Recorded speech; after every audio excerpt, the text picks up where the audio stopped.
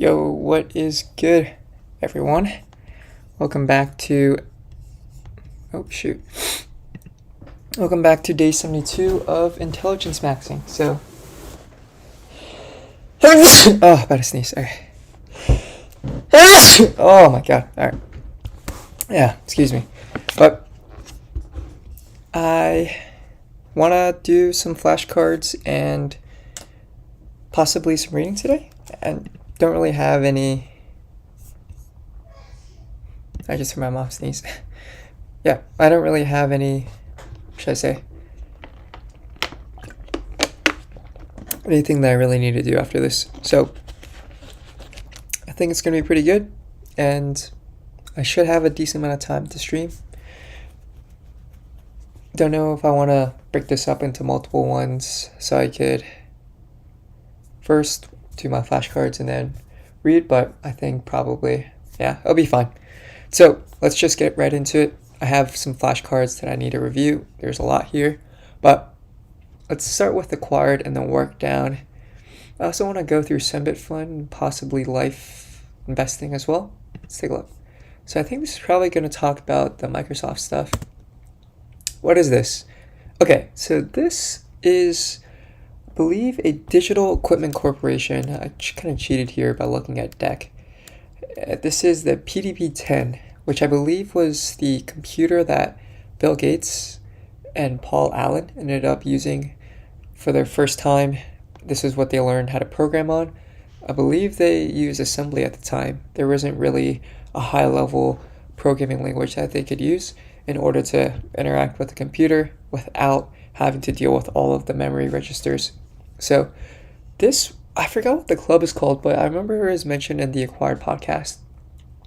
But yeah, this is kind of the computer that they used in the late 1960s. This is actually considered one of the smaller computers at the time, which I think compared to the IBM mainframes was a lot less expensive, and I guess a better way of saying that was a lot cheaper and also a lot smaller.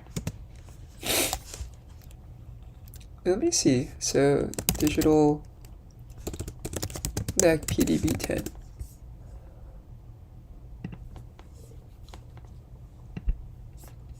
Yeah, alright.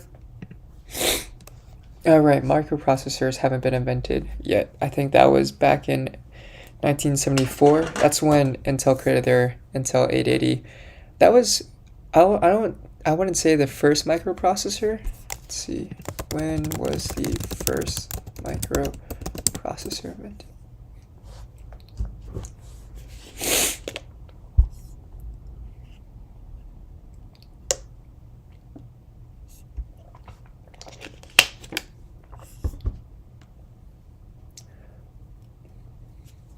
Okay. So this is the first commercially available monolithic microprocessor. Huh.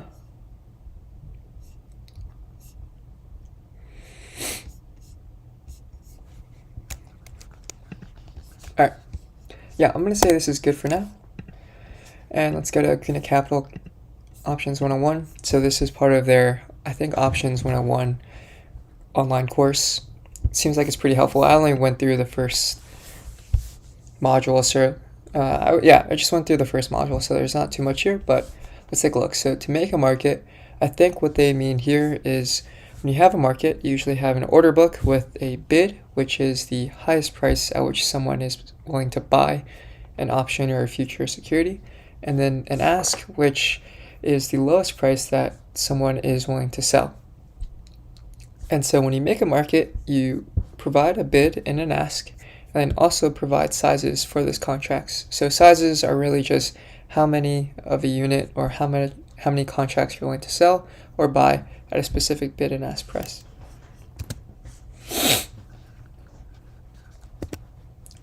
What is a hedge? So I think a hedge is something or trade and investment to reduce the risk of an outstanding or an existing investment. So I think recently I've been thinking about currency hedges a lot. That's what we've been learning about in our internship. It's kind of confusing.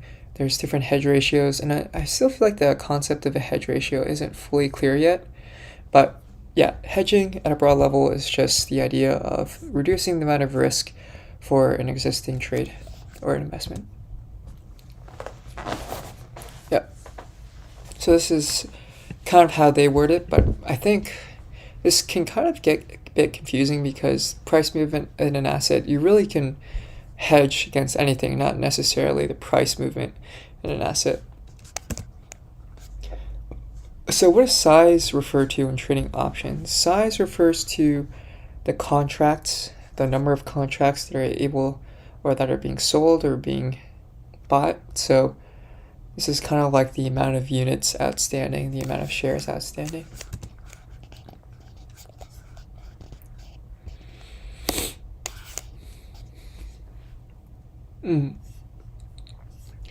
So suppose you're making a $100 bet that the Chicago Bulls. Oh man, I have so much like snot just in my throat. Real quick, let me blow it out.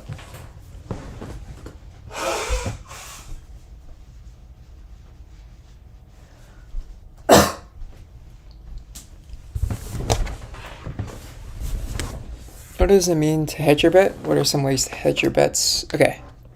So I think what this is referring to, it's the idea of, all right, you're making this $100 bet.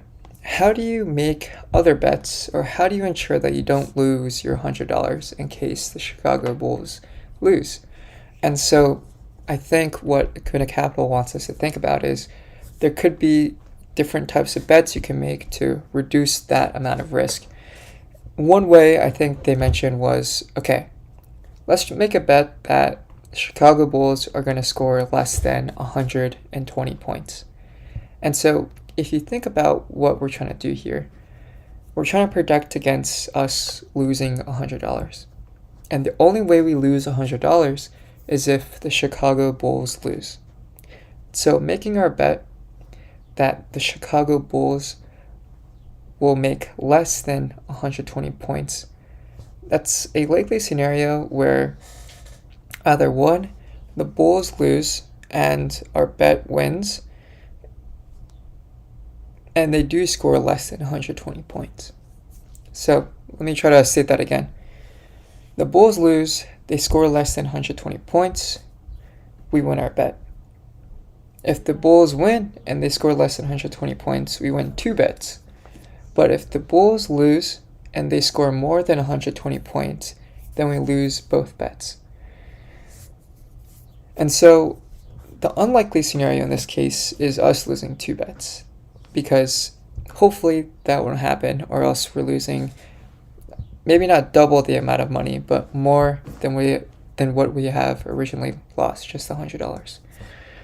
And I personally think that's probably an unlikely scenario, because if you do lose, but you score more than 120 points, I feel like that's pretty unlikely. Usually if you lose, you're probably scoring maybe 100, 110, probably even less than that.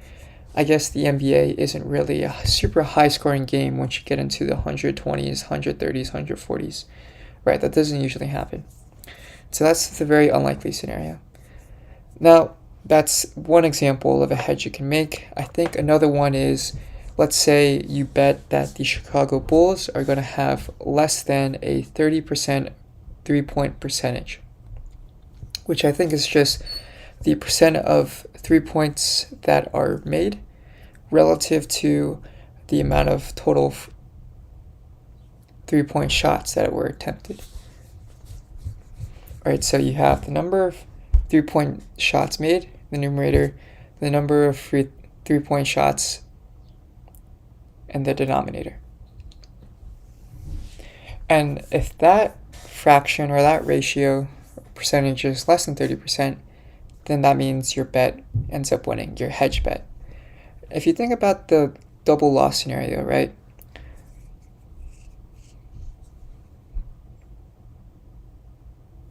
If the Bulls lose and they score greater than 30% 3-point percentage, then you lose both cases.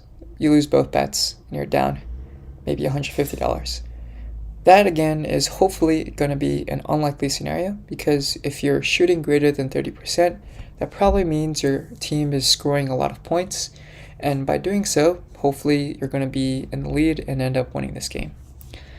Now, on the other hand, you could have the scenario where you do lose the game, but you do lose the game, and also you have less than 30% 3-point shooting percentage. So that means you lose your $100 bet,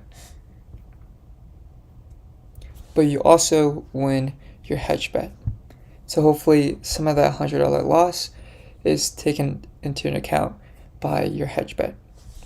Yeah, so I am kind of doing pretty bad job explaining this stuff, but I guess this is practice, right? So yeah. Now, the final scenario.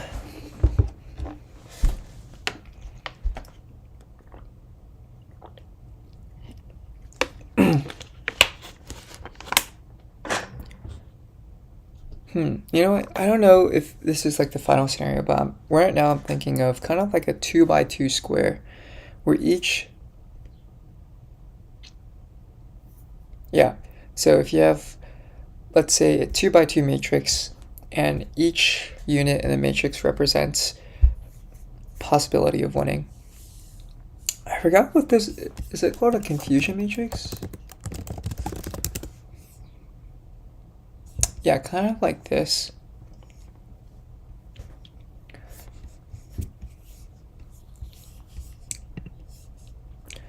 Okay, so one scenario, you win both. One scenario, you win the hedge, you lose the main. Another scenario, you win the main, lose the hedge. Last scenario, you lose the hedge, you lose the main bet. Right, okay. Yeah, and then I believe there's one more example they gave, which is the score is tied 40-40 at halftime, although I don't really know exactly how that would help. If we hedge our bets, we try to make a trade/investment to reduce the risk of us losing on the $100 bet. In order to do that, there could be a few ways. Okay, so the first one, right, score less than 100 points.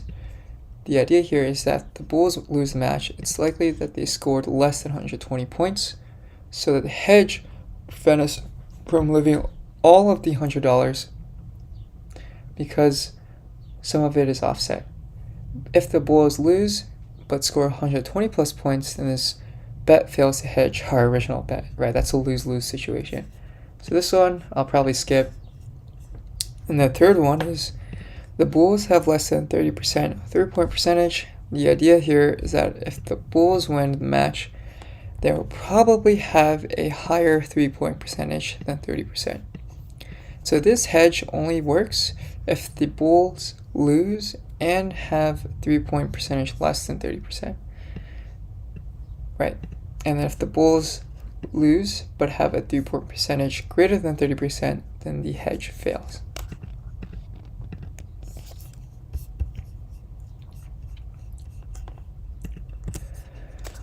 Alright, so I'd say that's pretty good. What does someone mean when they say I'm 60 at 68, 4x10? I think this refers to our bid and ask, and also the sizes at the bid and ask. So this is the bid price, this is the ask price. So this is the bid, 60, this is the ask, 68. The size of our bid is 4 contracts, and the size of the ask is 10 contracts. Yeah.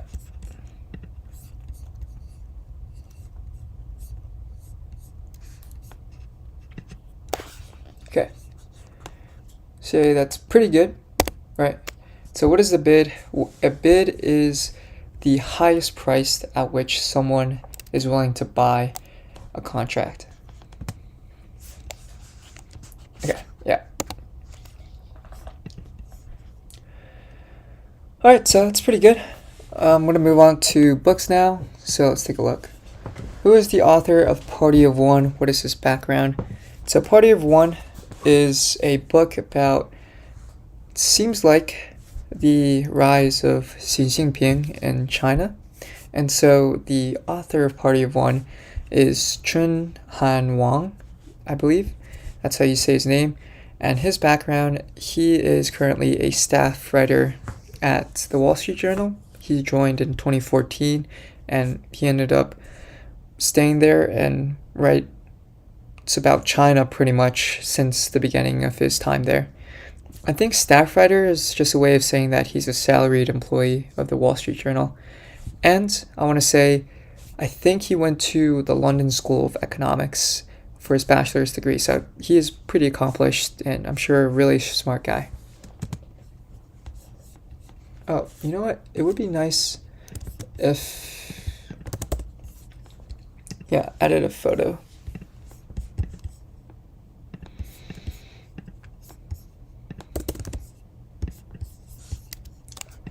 Right, okay, yeah, that's a big photo, but it'll work. Alright, what is a monoclonal antibody? What are they used for? Give an example. So a monoclonal antibodies, I think this is going to relate to For Blood and Money, which is the book by Nathan Vardy. And this is a specific engineered artificially by some laboratory people. Basically, it's... Okay, let me start from the top again. It's an antibody that's engineered by laboratory scientists specifically to bind with some type of antigen. You can think of it as an artificial or synthetic antibody. And so I think if you think about what antibodies do, these are produced naturally, organically by our B cells. So these are our white blood cells that are produced in our bone marrow and part of our immune system. So the B cells and the T cells in our immune system, they work together to fight off infections, viruses, diseases. B cells create antibodies. These antibodies bind to antigens. They have different receptors. And then I believe that kind of creates a mark on these antigens saying, hey, look, these are bad guys in our immune system or in our body. T cells, and I think there's something called macrophages, which are maybe the hitmen or the military of our body. Go kill these guys. So they're going to try to defeat and destroy these antigens. I think an example is, oh man, so let me try to remember if I can get the pronunciation. I don't really remember how to spell this either. I think it's rituximab, rituxmab, rituximab, rituximab. Okay, yeah, I'm butchering it. But if I remember correctly, this was the very first monoclonal antibody that was approved by the FDA to treat cancer. I think it was used to treat lymphoma and leukemia. And this was produced by IDEC Pharmaceuticals, which was started in 1985 by two interesting characters in the For Blood and Money story. Ron Levy, oncologist at Stanford, and Richard Miller, kind of his protege. And Richard Miller is described later on as starting Pharmacyclics in 1991 with Jonathan Sessler. Let's see. Rituximab. So there's an I here. All right, and then I forgot to say that this is a monoclonal antibody that binds to the CD20 protein on cancerous B cells.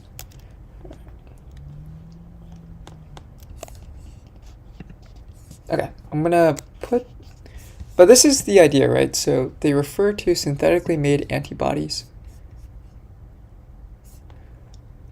engineered in the lab that is made to bind with a specific antigen. So they're very specific. They do a specific task.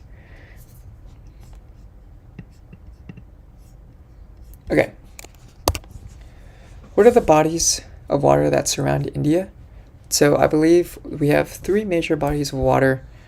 One of them is the Bay of Bengal on the east coast.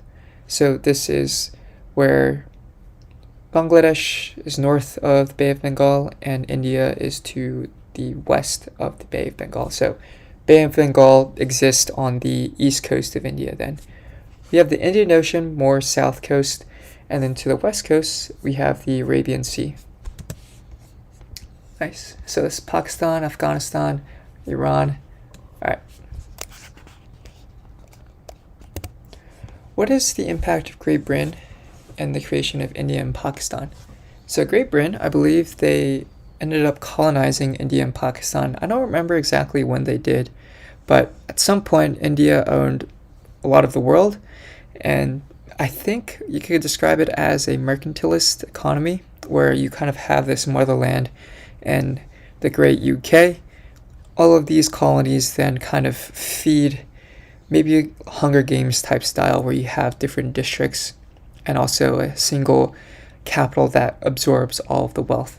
I think that's a similar structure. But after World War II, I think the UK ended up leaving, I want to say 1947, and they created East, West Pakistan, Bangladesh in the east, Pakistan today as we know it in the west, and then India situated in the middle. 1947. Nice.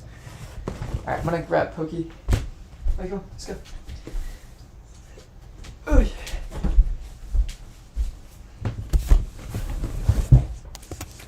Okay, what is the main legislative body in China? Oh, in the China. How is it controlled? Okay, so the main legislative body, if I remember, is the National People's Congress. And it is controlled entirely by the Communist Party. I'm gonna change this. Oh, so Ascendancy Party, make it, man. I guess this is what it looks like. It does seem pretty grand. I don't know what the US House floor looks like. I think I do actually, now that I'm remembering it, but yeah, this is interesting. Okay, so what did the Chinese Constitution say about the tenure limits to the presidency of China, the General Secretary of the Communist Party Central Committee, and the Chairman of the Central Military Commission? So before 2018 and after Mao's death. If I remember correctly, after Mao's death, Deng Xiaoping, he ended up kind of rewriting, maybe making amendments to the constitution, basically saying that if you're going to be president of China, you have 2 5-year terms, and if you were to be the general secretary, which is the main head of the, I'm trying to remember what it's called, right? The Communist Party Central Committee. Right, the Communist Party Central Committee, and I think the chairman of the Central Military Commission. Those two, you can just be the head, the general secretary, or the chairman indefinitely. Yeah, I'm gonna... Okay.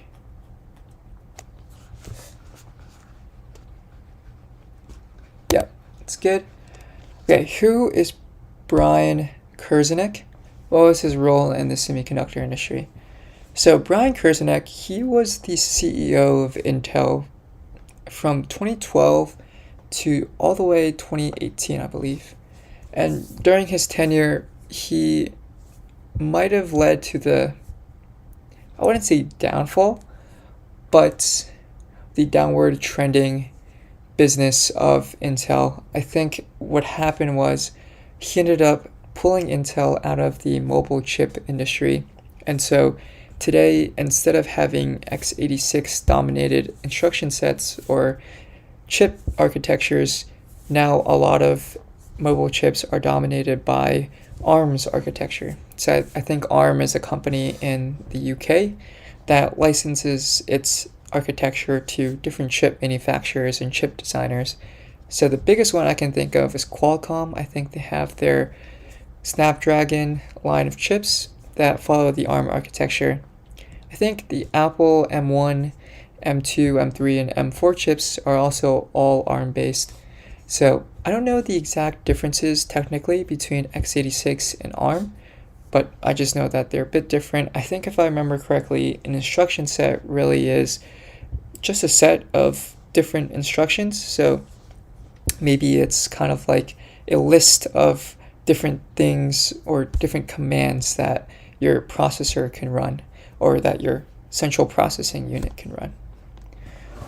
Right, so he, going back to Brian Krzanich, led to a loss of market share from NVIDIA.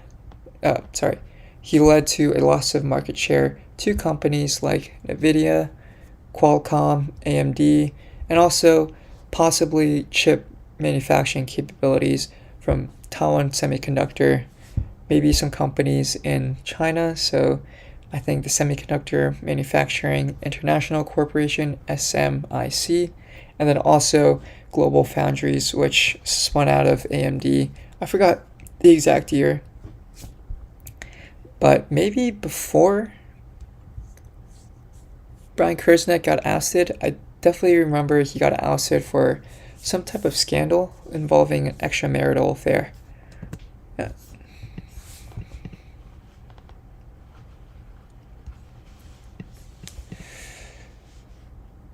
Sure, and chip design from AMD. Okay. Yeah, so I'd say it's probably good. 2012 to 2018, so I was able to get the timing right. What is the Semiconductor Industry Association? Semiconductor Industry Association is the trade group that supports or represents the entire U.S. semiconductor industry. Trade group, it's just an association that is funded by companies that represents or that it represents, so all companies that are part of a similar industry.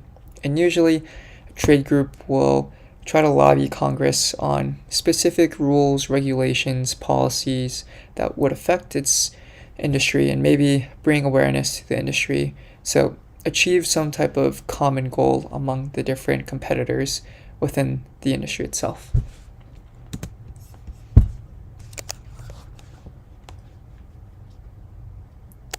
Right, okay. When was For Blood and Money published? So For Blood and Money, I believe was published in 2023 or 2024. I want to say 2023. Okay. Let's say month and year.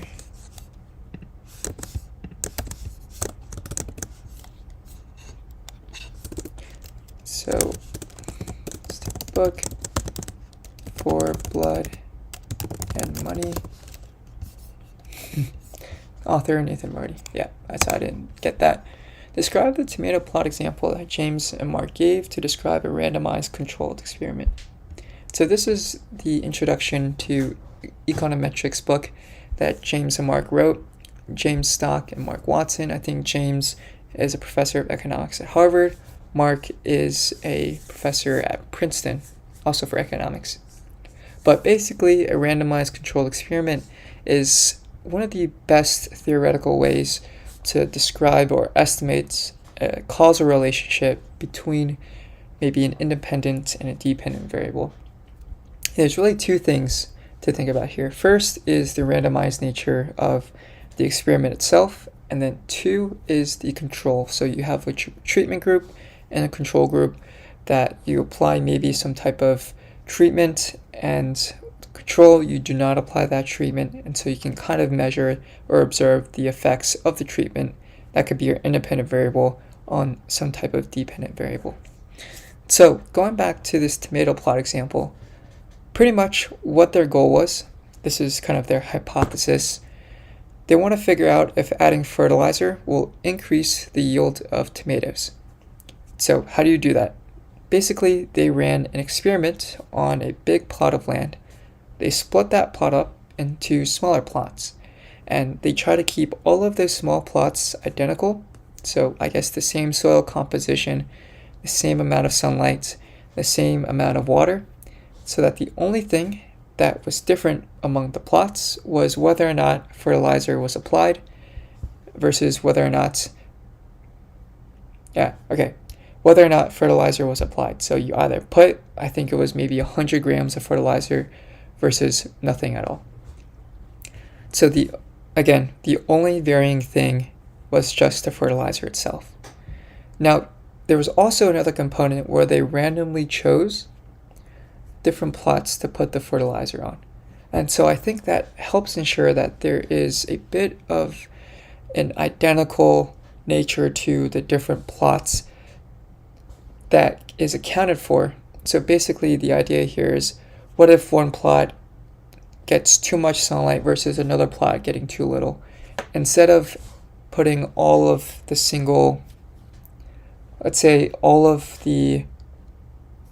fertilizer onto the first row of your plot, maybe that row gets the most amount of sunlight over the course of your growing period. So by randomizing, hopefully you can get rid of these, I think, confounding variables, that's what they're called. So variables that you might not realize would affect the actual results of your experiment.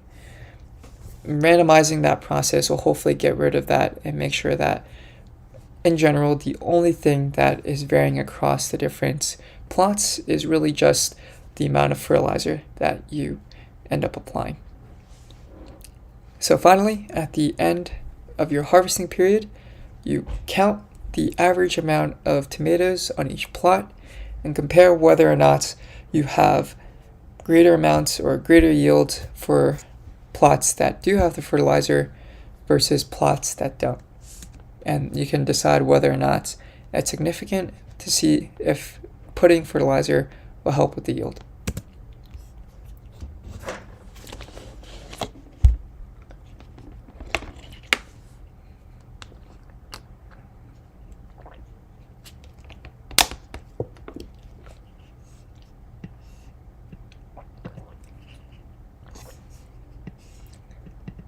Control, group the fertilizer to the treatment group.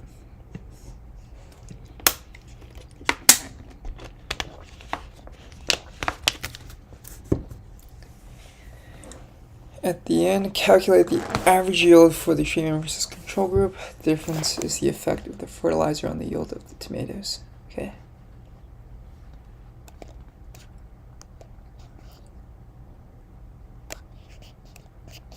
All right.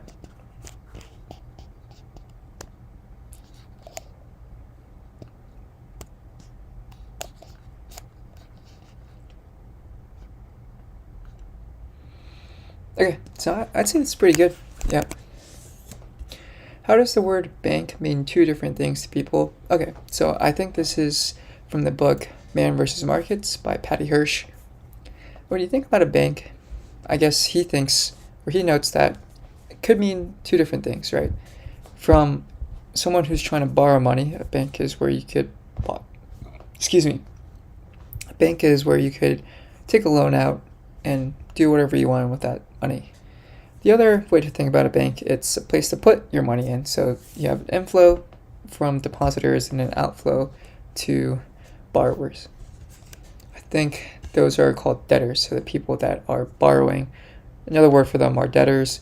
The person who's giving loans, so the lender, is also known as a creditor. So people store money in.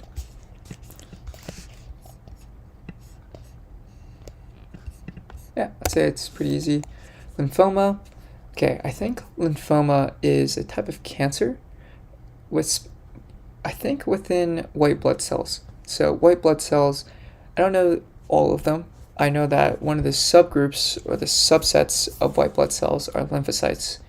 And maybe this has to do with a lymph node. I don't know exactly what that is.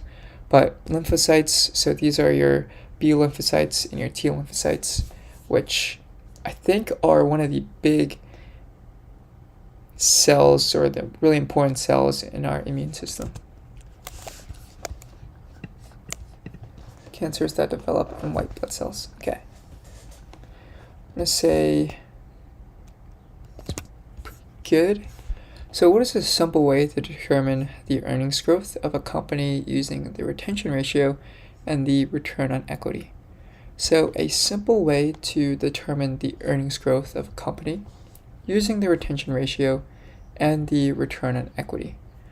I think one way to think about this is when we think about earnings growth, this is really just a growth rate we could apply onto earnings in the future. The retention ratio is the amount of earnings we keep within this business. So usually we have something called, let's say, a dividend payout ratio, which is the amount of dividends divided by the earnings of the business. So you could do 1 minus the dividend payout ratio to get the retention ratio. And then return on equity is a measure of how much are you actually earning relative to the amount of equity you've put in. So kind of your net income divided by equity. And you could say that, okay, look, your earnings growth simply is going to be the product of your retention ratio, how much you put into the business, and the return on equity, how much you're earning existing or how much you have already earned on the amount of equity you've put in.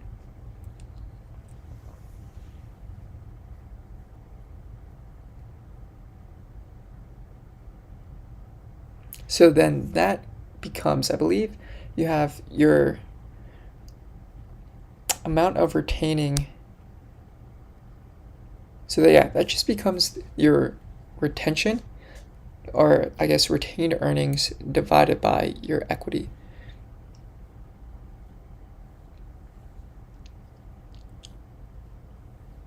That becomes your earnings growth.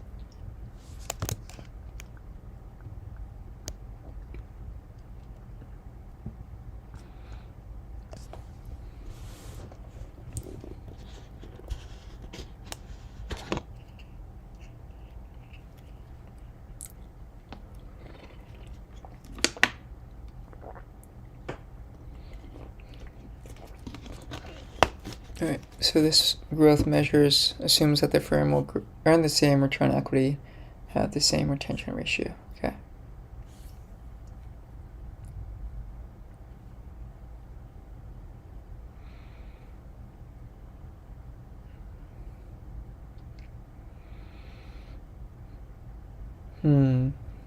So I remember there's two ways to think about equity, right? You have your market value of equity, which is really just the market cap of the business. And then you also have your book value of equity, which I think usually when you issue shares, they're recorded on your accounting books at par. And if I remember correctly, usually the par value of a share is around $1. And when I say at par, I think this is somewhat similar to the idea of a bond. So the par value of the bond is really thus the principal of the bond, right? So a bond you could think of as a loan, a non-amortizing loan, and at the end of the maturity, you get paid back your par value. So you're $1,000. I think it's different with equity because if you think about it, equity stake depends on the value of the company. There is no promise of being paid back at the maturity date. And maybe there isn't even really an idea of a maturity date. So intrinsically, the actual stock itself is tied to the value of the firm. So par value, in a sense, could be fluctuating over time. But I think the par value on the accounting statement is basically saying, all right, maybe your stock is worthless, so it's like a cent or a dollar, and the actual value of your stock is going to depend on maybe the assets and market perception of potential growth in the future. But on the books, it's worthless. So I think that's how it's done. I could be wrong. That's actually something I should probably review. Let me see that, right? So how is stock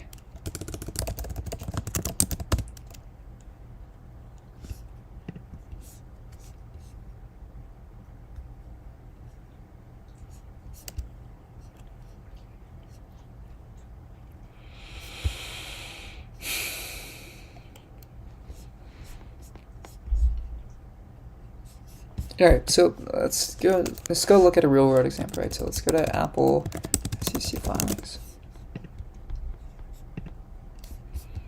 Let's take a look at their annual report, right?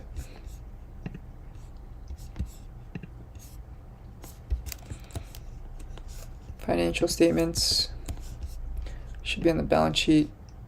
Oh, die. Press it wrong. Okay.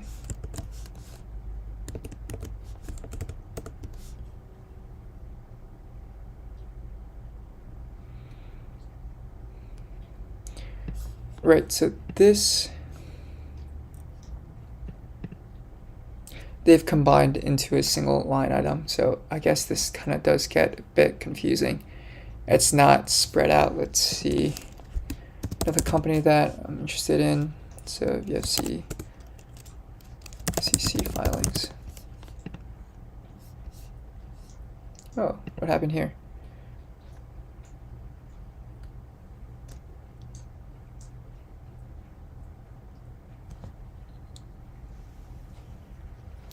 Okay. It's good. Annual report to security holders. Okay, I think they might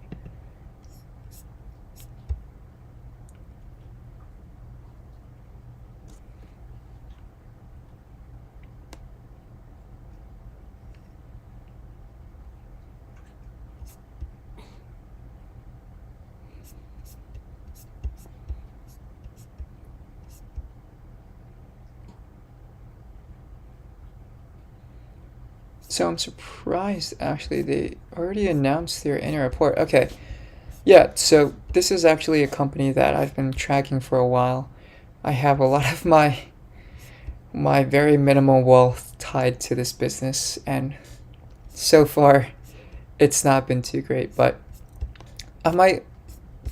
it'll be worth some time reading through this. Okay, but let's see if we can go directly to their financial statements. Let me, in a report, let's see, is there a way you can just go? Alright, let's just go to item 8. Index.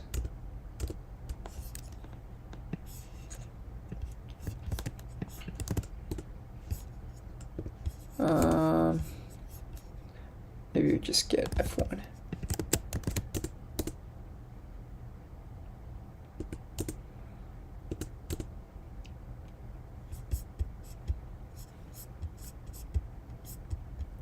Okay.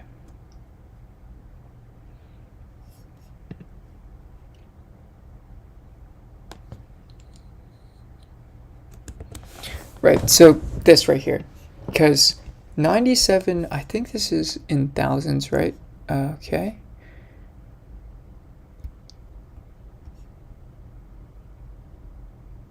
Ooh, this is a lot of debt as well. Although they did get rid of $1 billion. That's good to see. So, yeah. Just from a shareholder perspective, it's nice to see that they were able to reduce their debt by $1 billion. And it doesn't seem like...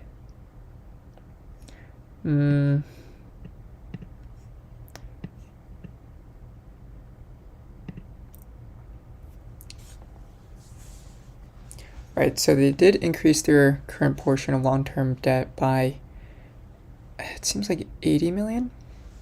So almost, it's not too bad. Short-term borrowings, they increased this by 200 million, which is a decent amount. But I think that means they've hopefully reduced the total amount of debt on their balance sheet, which I think it's good. So I'm excited about the future, see what's going to hold. But let's go to this thing again, right? 25 cents per share. Let's try to do some math real quick.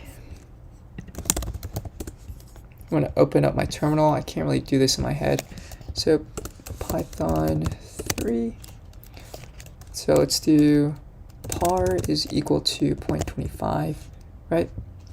And authorized. So let's say this is, I think this is $1 billion, right? 1.2 billion. Alright, so 1.2 billion, let's just do shares authorized. We'll call this SA is equal to 120.123.123, so par times SA. Think, oof. Yeah, what is this? So you have 300 million? Okay.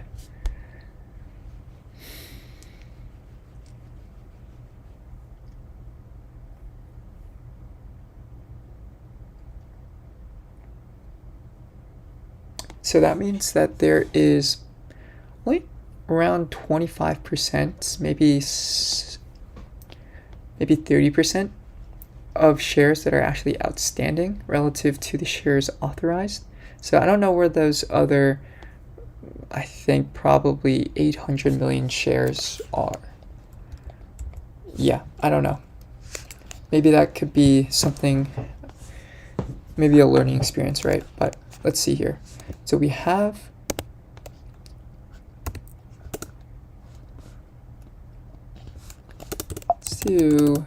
shares outstanding is equal to 388,836,219, and we're going to multiply that by par. So this gives us, got it. So what is the stated value of common stock?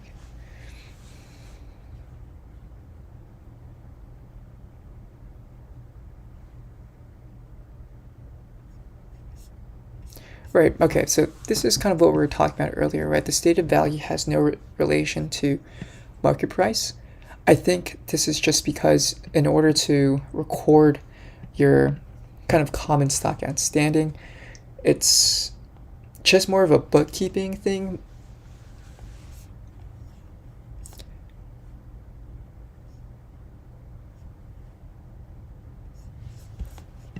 Let's see, what is the par value of a common stock?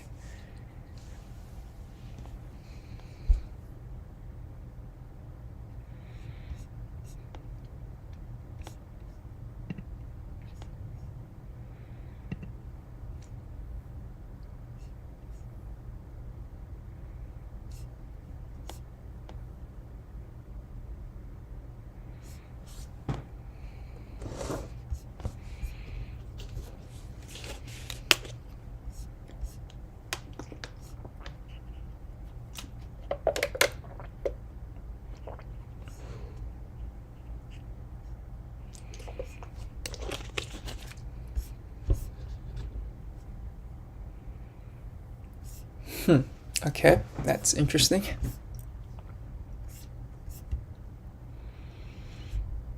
Yeah.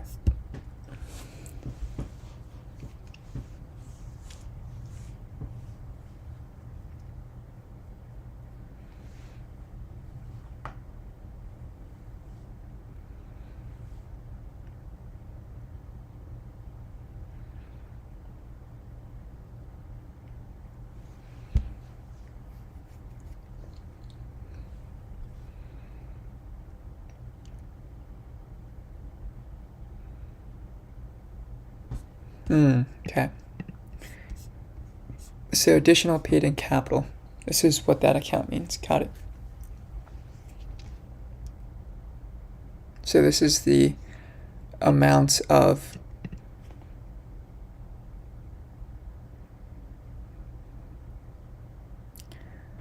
money that is received from issuing stock above par. Got it. Got it. And paid-in capital, I guess, is how much money it's being invested into the business, right? And so additional paid-in capital you can think of as you've already recorded your par value of the stock. What's the additional value that's being put into the business by investors? Okay, so yeah, maybe kind of breaking down what the different vocab words mean is helpful. I kind of forgot how we got there, right? So I think this was maybe divergent from the stockholders' equity portion. All right. When was For Blood and Money published? January 2023. What was the Warring States period? When was it? So the Warring States period was a time when China itself was split into, I don't remember the exact number of states, but a bunch of small states that were all fighting against each other. I think it lasted from around 447 BC to 221 BC. So I think, yeah, this maybe was 2 years before or 2 years after Confucius died. Confucius was alive from, I want to say 551 to 479 BC. So it's about 72 years. He laid down kind of the framework, maybe the ideological framework for ancient China. 475, okay.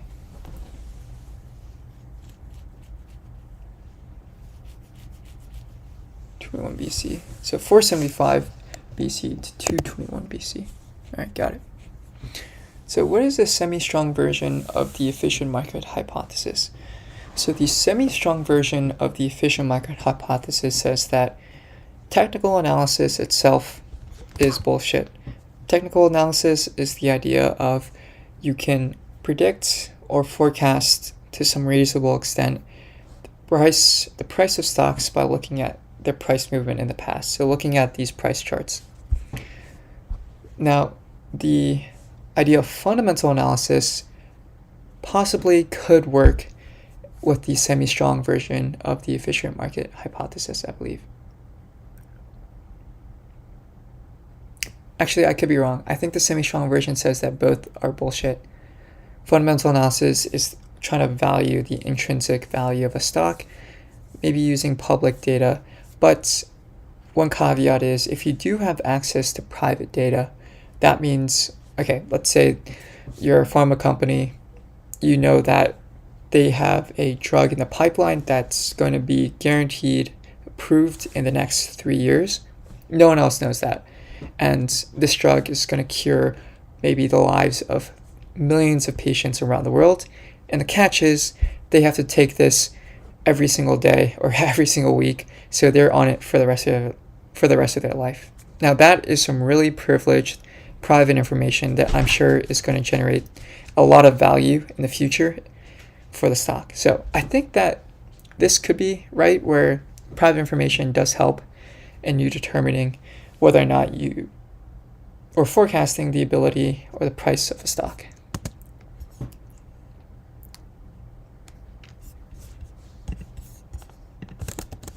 But private information could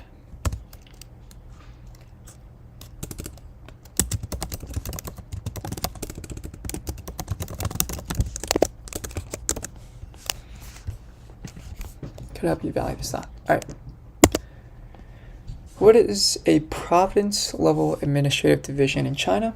What are the different classifications for province-level administrative divisions? In 2024, how many province-level administrative divisions were there? So a province-level administrative division in China relates to the really second highest government level. You have first kind of the broad federal government that's really controlled by the Communist Party. I guess you can think of this as Xi Jinping's maybe, I'm trying to remember what it's called. Central Military Commission and the, I think, Communist Party Central Committee, and then also the National People's Congress. I'm thinking these are maybe the main federal agencies. And then you have province level administrative divisions in China. So these could be provinces. I think these could be autonomous regions. These could be municipalities, and these could also be special administrative regions. So I think in total there's about 33 of these. And yeah, I think that's it. 34. I keep getting that wrong. Right, so provinces, autonomous regions, municipalities, and special administrative regions, right? And so these are their province-level administrative regions. Province-level administrative division. Okay. How does bank lending create money out of thin air? Provide an example. Yeah, so this is actually kind of interesting, and it's really mind-blowing when you think about it. Bank lending creating money out of thin air is something that only exists because of the fractional reserve banking system. I think is pretty common today. And this was in the book Man vs. Market by Patty Hirsch. So the underlying idea is this. Think maybe 4 or 5 flashcards ago, we described banks as having two sides. A place where borrowers can borrow money and a place where people can deposit or store their money in. So going to an example of how banks can create thin air. Let's say that my girlfriend Allison goes to a bank and deposits $1 million. The next day, my friend Keva decides that she wants to buy a house. That house costs $500,000. So she goes to the bank, takes out a loan for $500,000. And let's say my friend Tiffany also goes to the bank that same day and wants to start a business, so she takes out $400,000. Now, where's the bank getting this $900,000 from? They're going to use the money that Allison deposited just yesterday, that $1 million, lend out 90% of that, $900,000. Keep $100,000, so 10% of that $1 million within the bank, and then lend out the rest. So now, using that $1 million, you turn that into $1,900,000. So you've practically doubled the amount of money.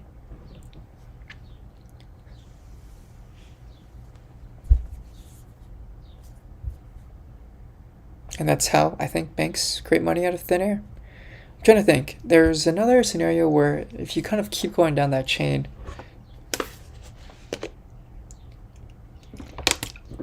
right? So let's say Tiffany ends up buying a, all right, let me say, so let's say Keva ends up buying a house, right, from some family, and that family,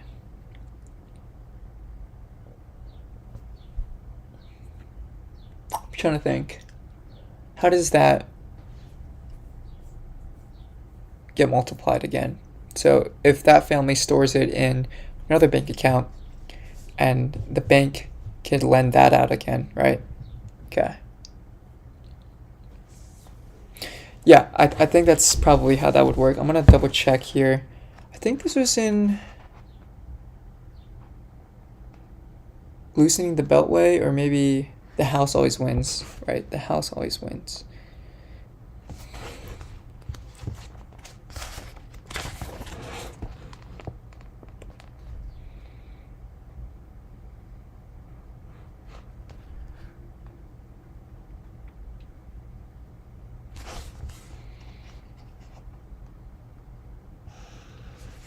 Right, so you can just deposit in the bank again, and that whole process will repeat itself.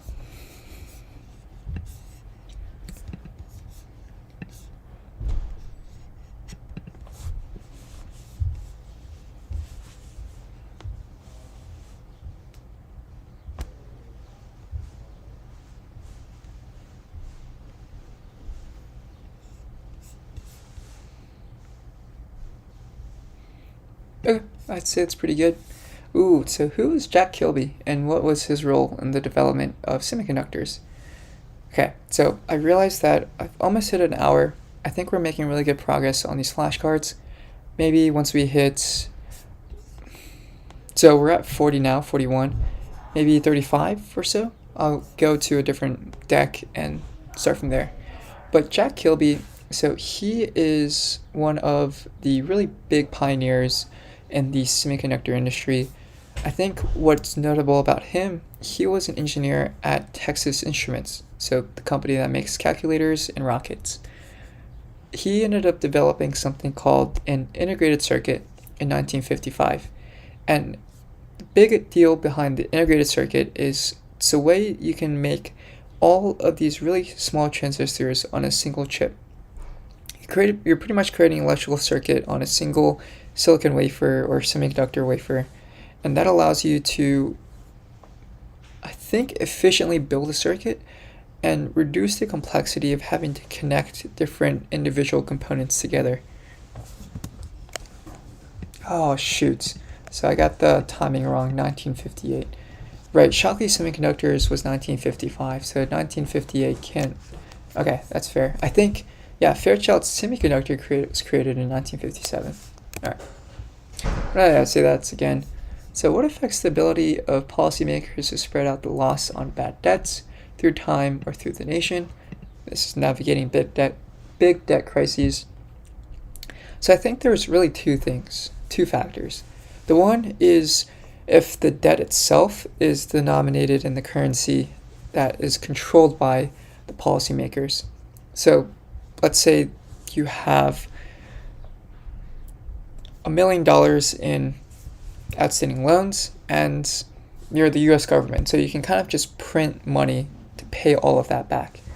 So that's one thing. The second is if you, as a policymaker, have control over the relationships between the creditors and the debtors.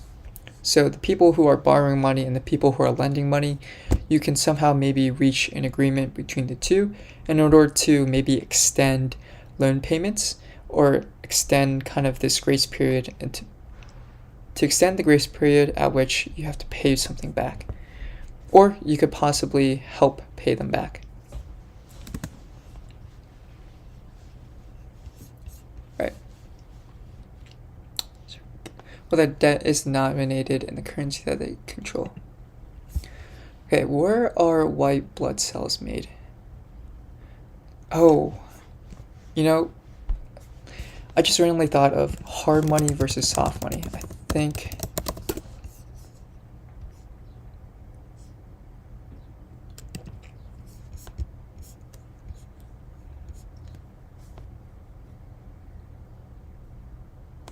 Hmm. Okay. Hard money versus soft money. I think thick.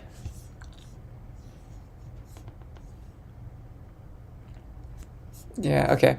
Never mind.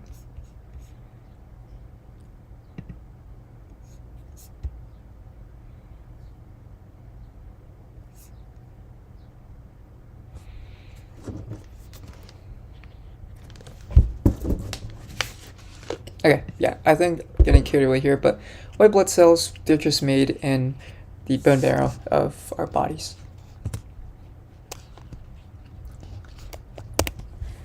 What is the largest ethnic group in China and in the world? I think it's the Han Chinese.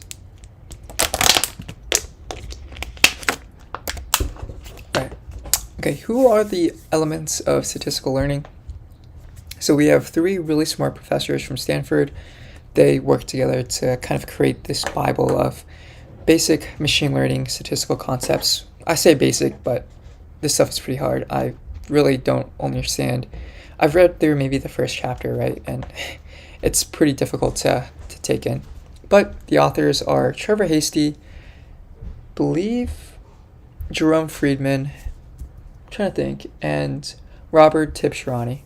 So Trevor Hasty, Robert Tibshirani, those two are big people in the biostatistics space, I want to say. Bioinformatics, pretty much it's a field where you're answering biological questions by also embracing the power of statistical concepts, models.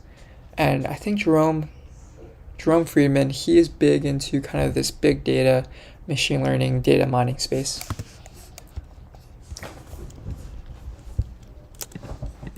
Biostatistics, okay. So it would be nice to actually have pictures here of Trevor Hasty.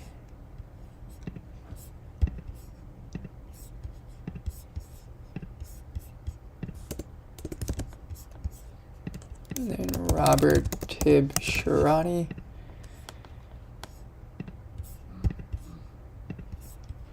I think this is the guy, right? Oops.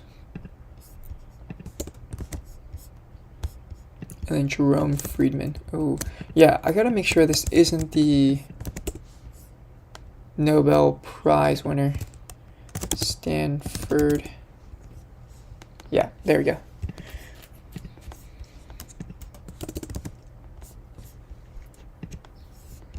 Okay. I don't know why Robert's face is really big in this one, but I think this will do. Okay. So what is a bank run? What happens to the bank's reserves? Basically, a bank run is the idea of a bunch of people taking away or withdrawing their deposits from a bank. And so usually, or I wouldn't say usually, but sometimes a bank will have inefficient reserves or insufficient, sorry, not inefficient, but insufficient reserves in order to meet all of the withdrawals. So what that means is, you remember how fractional reserve banking, you can lend out, let's say 90% of a person's deposit, but you keep 10%. The idea is that not everyone is going to come take their deposits at the same time, so you can kind of make some money on the spread, the net interest margin, between the interest you charge on people that are borrowing money versus the interest you charge for people that are storing their money within the bank. But if a bunch of people come at the same time, withdraw their money from the bank, then it's likely that their 10% isn't going to cut it. And in that case, that other 90% that you lent out, you're probably going to have to sell some of those assets. This is what happened to First Republic, Silicon Valley Bank recently in 2023. So Actually, was it 2023, 2022? Let's see, Silicon Valley Bank collapse. Okay, so it was 2023, right? So yeah, in 2023, the Fed had a year of interest rate hikes, so a lot of their assets, specifically their long duration assets, so these are their 30-year US Treasury bonds that they had on their books, were not marked to market. A lot of those assets were underwater, meaning I think they had declined in price by maybe 15%.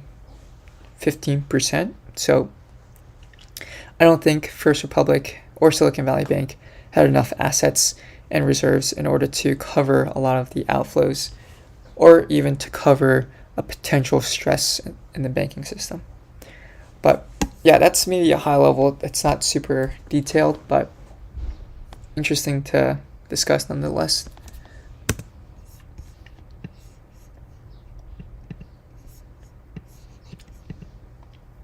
Sometimes the bank fails, so I think we saw Silicon Valley Bank.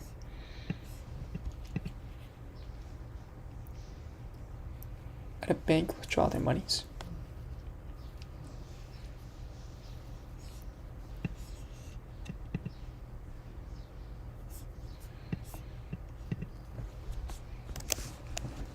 So there needs to be some liquidations of assets to meet those withdrawals, or sometimes the bank fails. All right. So who is Ron Levy? What was his impact on cancer research? Ron Levy was an oncologist at Stanford, and he ended up recruiting Richard Miller to start IDEC Pharmaceuticals and pursue some really outstanding research in monoclonal antibodies. They ended up getting the first monoclonal antibody approved at IDEC Pharmaceuticals to treat cancer. I think this is called, RITUXIMAB, Rituximab.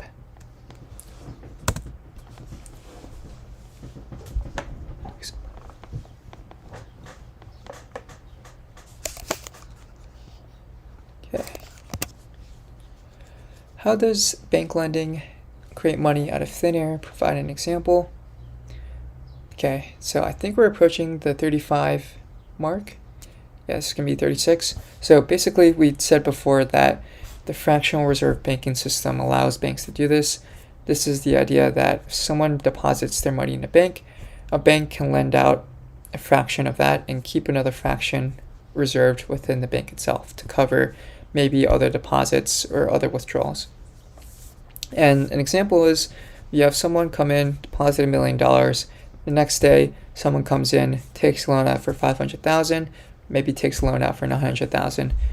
Bank will keep 10% of the $100,000 and lend out the rest, so that 90% or $900,000. And you've taken $1 million and you've just created $1,900,000.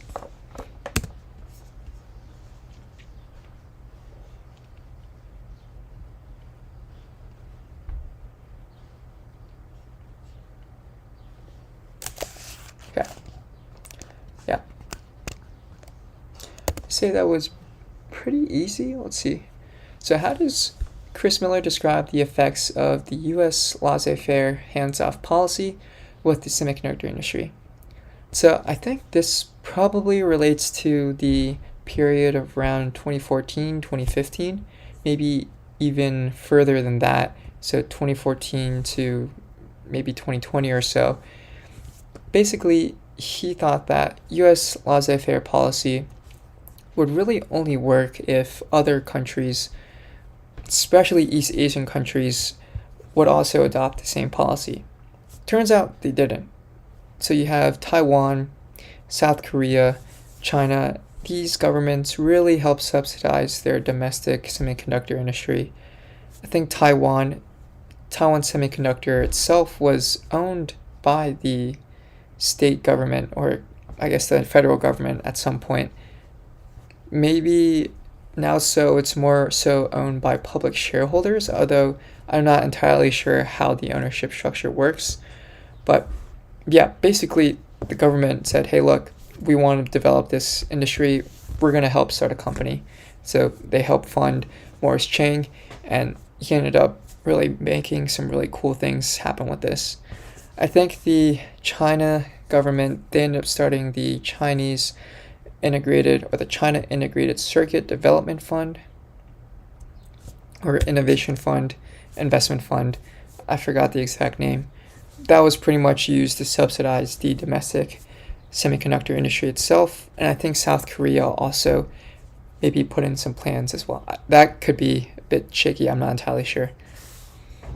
But yeah, so those East Asian countries didn't play by the same playbook as the US government did, and that ended up causing a lot of the US government, sorry, not the US government, but the US domiciled chip design and manufacturing companies to fall behind compared to TSM and quite possibly some Chinese companies.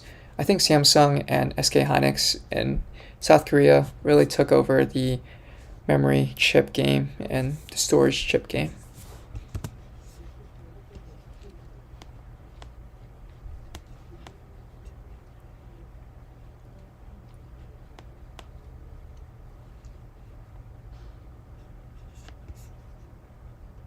The laissez-faire model didn't. Wait, is that how you spell laissez-faire? Yeah, okay, I didn't even spell it right. I felt like I was missing something.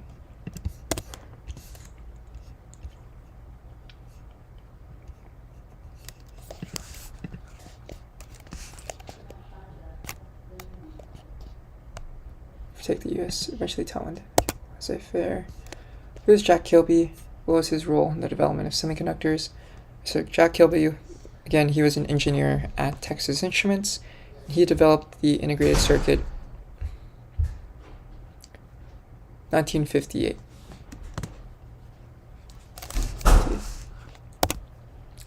Who are the authors of Introduction to Econometrics? What do they do? So James H. Stock, Mark W. Watson. James H. Stock, professor of economics at Harvard, does a lot of things: applied macroeconomics, I think maybe microeconomics, economic policy, climate economics. I think he graduated with a PhD from University of California, Berkeley in economics, also studied their master's in statistics. Now, Mark Watson, he's professor of economics at Princeton. I think he got his PhD from University of California, San Diego.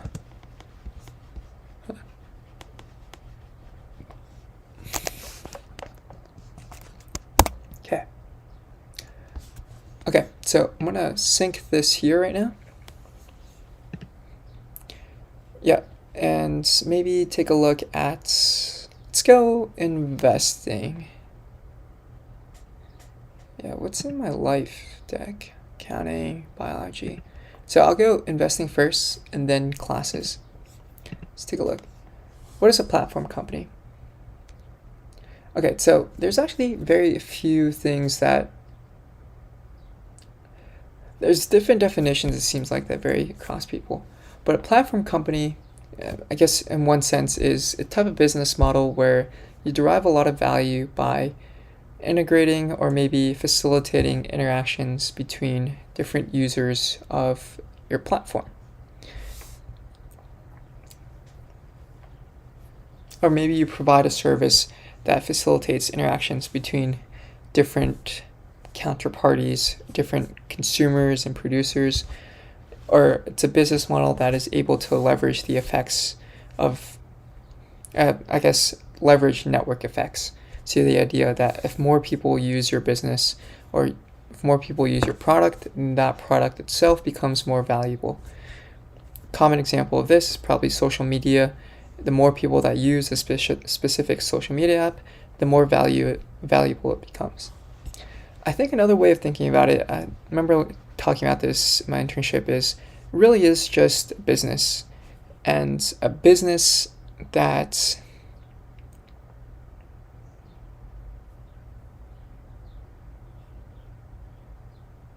doesn't just sell a single product. Okay, I'm thinking of, let's say you have a drinks business that just sells lemonade, or a lemonade stand, right? So you have a lemonade stand that just sells lemonade. That's not really a platform, but if you were to think about, let's say, I'm trying to think here, how do I kind of expand this lemonade stand into a platform?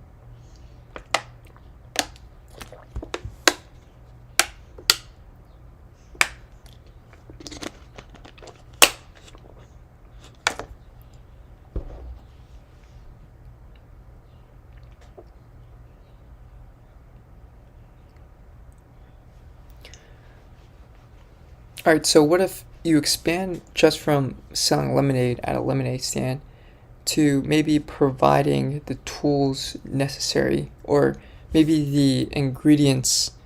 I'm thinking of whenever you're making lemonade, right? You have some powder that you dip or you drop into. I'm trying to think. It's like this sugar powder that you pour into a maybe box or a gallon of water, and that's how you mix it around, and that makes lemonade. Maybe you could be the provider of this powdered substance and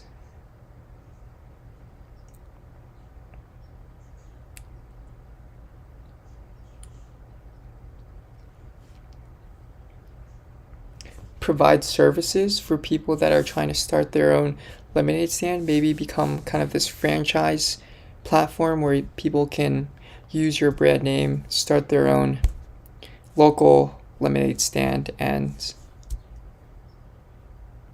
use your secret powder in order to actually make the lemonade itself. Then you've kind of integrated yourself into the entire lemonade ecosystem. Yeah, so this is kind of me yapping here, but maybe there's some truth to this where you're kind of controlling a lot of the steps of the value chain. So, how you kind of get lemonade from scratch all the way to your customer, and then also thinking about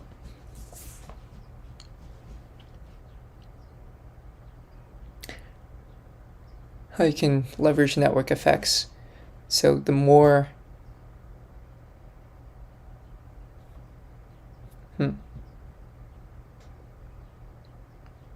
yeah, maybe the more people that shop at your lemonade stand, the more valuable it gets. I wouldn't, there's maybe not a strong conviction there, but I'd say if you're facilitating interactions between your consumers and your producers, so these are the people that are running your franchise and also the people that are buying lemonade from the lemonade stands, then you've essentially created this lemonade platform. Yeah, that's just a thought exercise. I don't know if that's exactly 100% true, but I'm sure there's some merit to that.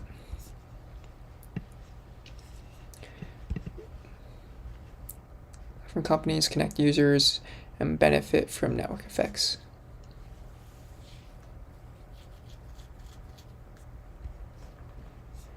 But the general idea is that platform companies connect users and benefit from network effects. All right, take it.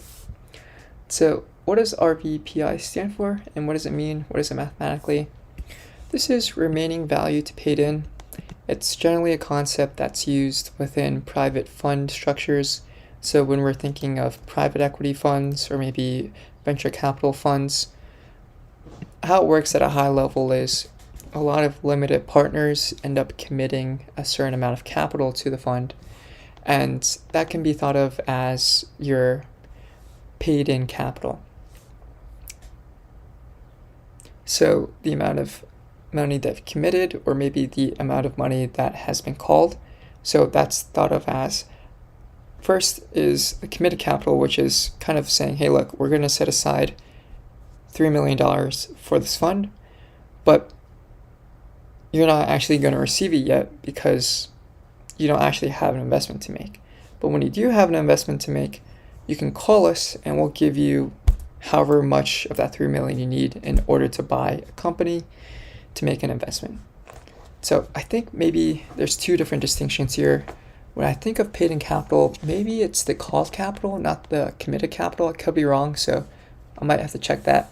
And you can think of this as your distributed, or your DPI, your distributed or distributions to paid in capital, plus your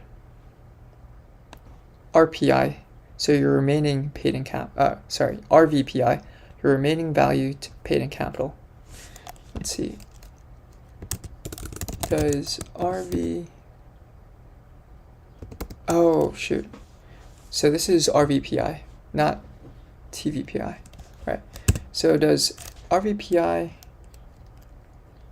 measure called capital or committed capital that have been called by the funds paid in by the LPs, right?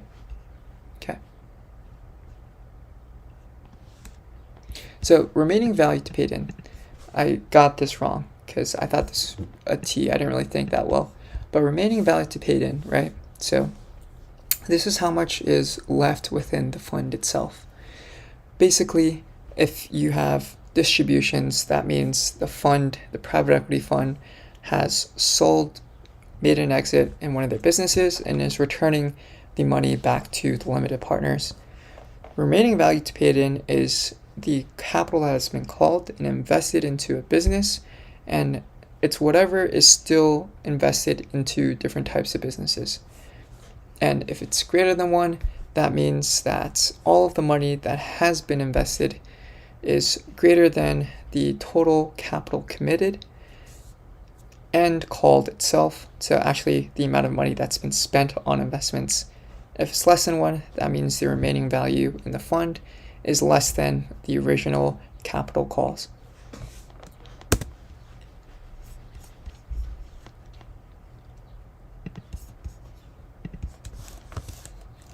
So paid in capital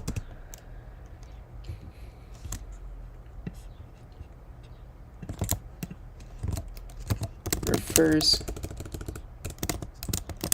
to the capital that has been committed and called by the general partner.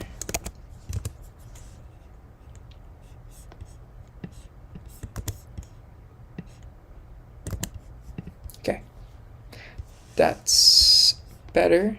Current net asset value divided by, okay, total amount of capital paid in. Yeah, I didn't really get this math function right, so I'm gonna put this as hard. Alright, so why do drug manufacturers care about formularies? Ooh, this is a good question, and I think this relates to the pharmaceutical industry, kind of this high-level knowledge piece.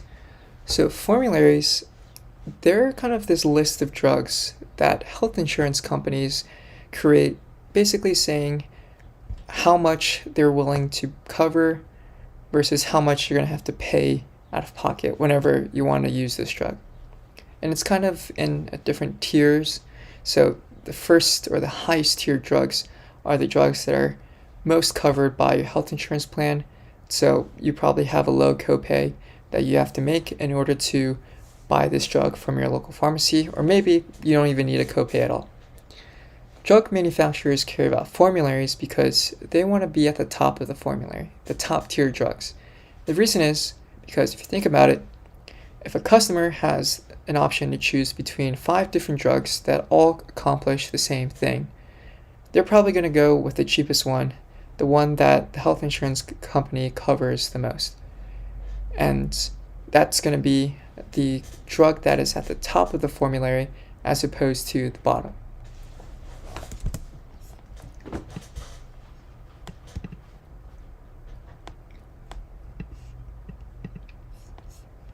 Alright, more affordable to customers. It's fair. According to GICS, what are the industry groups that comprise the healthcare sector? I think there's really 2 main ones, right? So the first one you can think of as healthcare services plus medical devices. Second, I think is going to be pharmaceuticals, biotechnology. Services, healthcare equipment, I guess that's kind of their devices, pharmaceuticals, biotechnology, and life science. I would assume life science is somewhere in between. It's the science of life, and not too sure. but I'll say this is good for now. Alright, so what is the idea of net internal rate of return? I think this refers to the idea of, from the, viewpoint of a limited partner, the internal rate of return on some type of investment fund, net of fees that are paid to the general partner.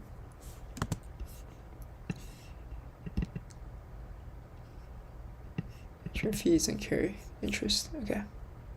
Yeah, so that's good. What does loss ratio mean? Is a low loss ratio good? What is it mathematically? So loss ratio, I think, refers to the idea of how much or how many. Okay, maybe how much did you lose relative to how much did you gain on a fund, or maybe among the investments in the fund. So low loss ratio, if you're comparing the losses relative to the gains, then you would want a low loss ratio. I think mathematically it really is just the dollar lost on your investments divided by probably the dollar gained on your investments, or maybe the total paid in capital.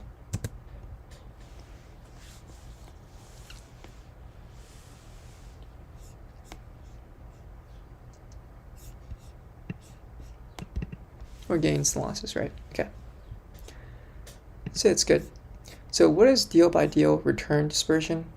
I think deal-by-deal return dispersion refers to the idea of, if you were to think about, let's say, a private equity fund, and they make, let's say, 10 investments, 10 deals. Turn by turn, or deal-by-deal return dispersion refers to the volatility in returns among those 10 different investments. So if you have low deal-by-deal return dispersion, that means they all generally have the same level of returns across the 10 different investments. If it's really high, that means there's going to be a big difference in the amount of returns each deal is making.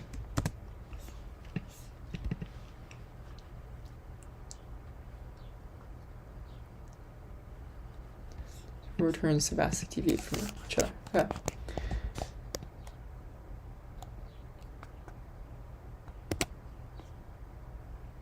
So deviate from each other, right?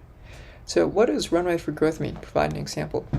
I think runway for growth could refer to the idea of how much time do you have to, let's say, grow a company before you need any additional financing. And I think an example here today, a lot of companies are racing to build the next super artificial general intelligence model, and there's a few foundation model companies that are trying to achieve this goal. I think when you think about the run rate from growth from their perspective, they have to make a decent amount of capital investments in order to scale their training capabilities. This means a lot of investments into the new state-of-the-art GPUs, maybe infrastructure, in order to get your training done. And so if you think about runway for growth from their perspective, they probably have a shorter period compared to maybe a software company that doesn't need a lot of capital investments. It can just write their software, license it, and just collect paychecks from there.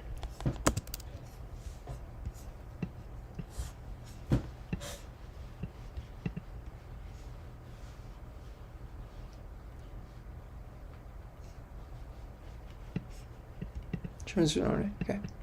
First, the period, the scope a company has in order to grow its operations, revenues, or market share before it needs additional financing.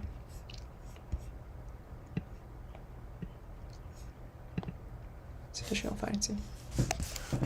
Right. Okay. So what is a secular tailwind? Provide an example.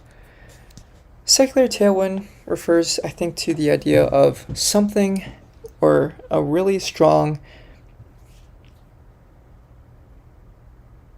trend that will probably have a long-term permanent impact or maybe completely reshape an industry. And so an example could be in the case of, let's say, investing, right? I think this is a discussion I saw in a forum earlier. The idea of how passive investing is a huge secular. Okay, maybe that's more of a secular headwind compared to a tailwind. Because what I was trying to go into was how a lot of active managers today, so think of Fidelity, T. Rowe Price, maybe even Wellington Management, a lot of the capital that they're managing is flowing to more passive strategies that are lower in fees and honestly have performed better compared to a lot of the active managers. And so there's kind of this debate on passive versus active, but I think with respect to this question about the secular tailwinds, maybe a better example could be when we think about today technology and the rise of artificial intelligence. I think that the capabilities here are going to be really insane when we think about the business applications across different industries and sectors. This could be a secular tailwind for, let's say, pharma companies and the drug discovery process, as you kind of map different proteins and are able to understand new proteins and their structures to help develop new drugs or maybe simulate different chemical interactions. Maybe on the insurance side, the credit card side, you have the ability to detect fraud far better than you could have done without artificial intelligence. I think probably that's how people do it today. They probably have a lot of these really smart algorithms or models that they train on credit card fraud data, and now credit card fraud is probably really noticeable by banks like Capital One, JP Morgan, something like that.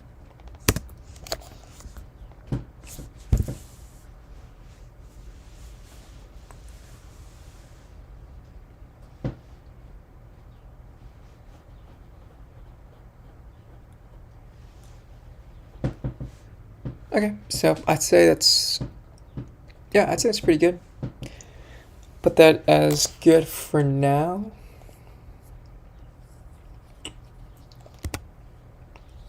Ooh, okay, so what is CDER, right? So the Center for Drug Evaluation and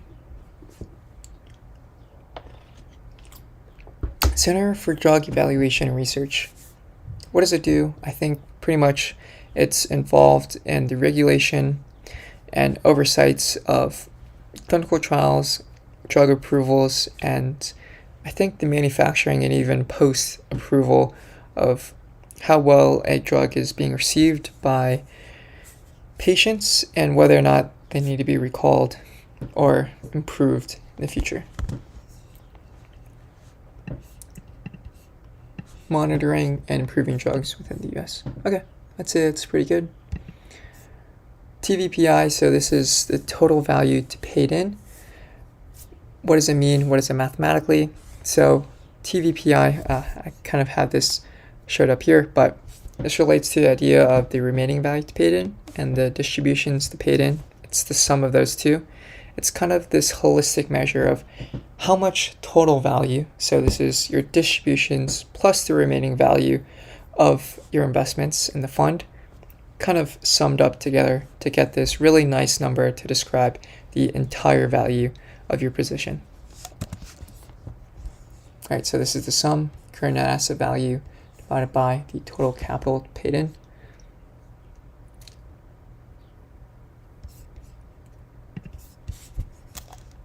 Let's add this. So this is your committed capital minus. So this is your called committed capital.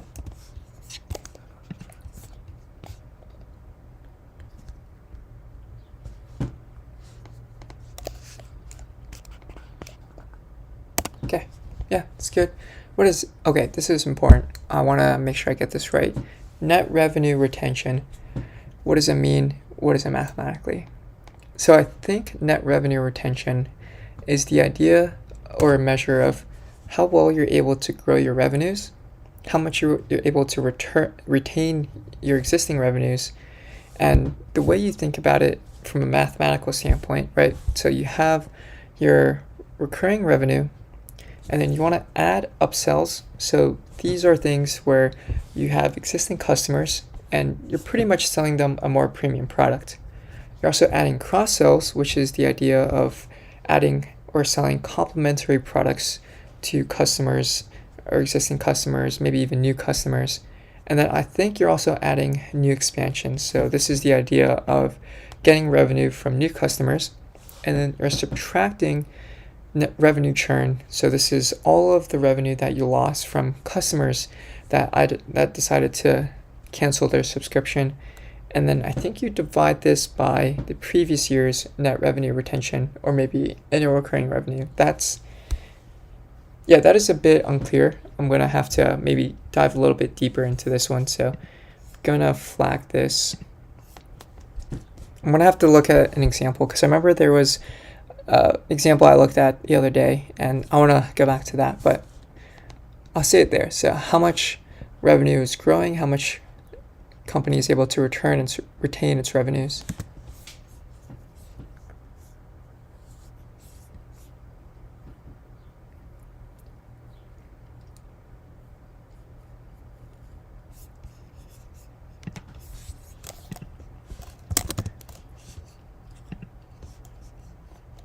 From new and plus existing, net of revenue that is lost from customers that have left, canceled / downgraded their subscription.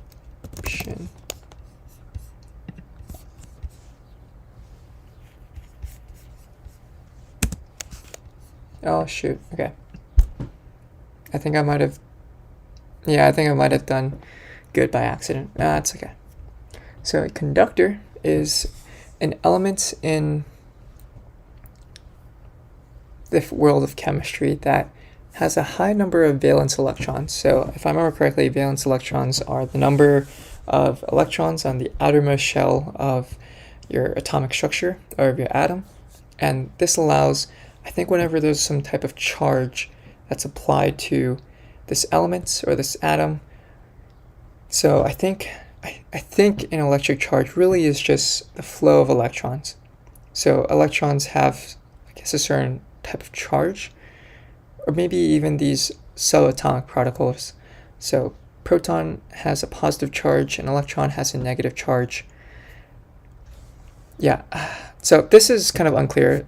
Probably might need to do more research in this part. But I know at a high level, conductors just have a high amount of electrical charge, or sorry, a high number of valence electrons.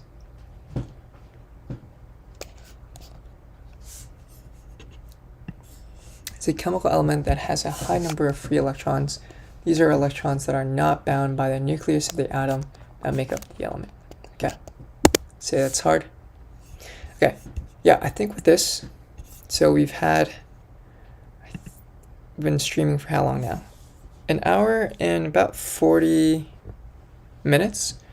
So I can kind of feel my brain starting to shut down a little bit. I'm going to take a 5-minute break and get back to this, because I don't want to overwhelm myself by just looking at all of these flashcards. Yeah, we've done a lot of studying so far. I like this, and gonna maybe walk around the neighborhood for a few seconds, and then I'll come back real quick.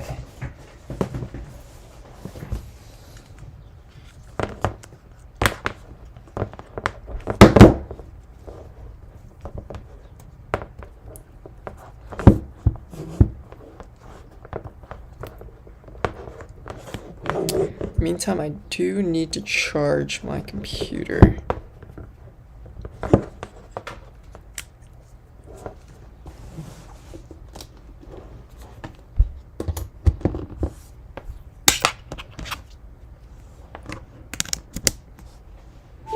Okay, guys. It's on.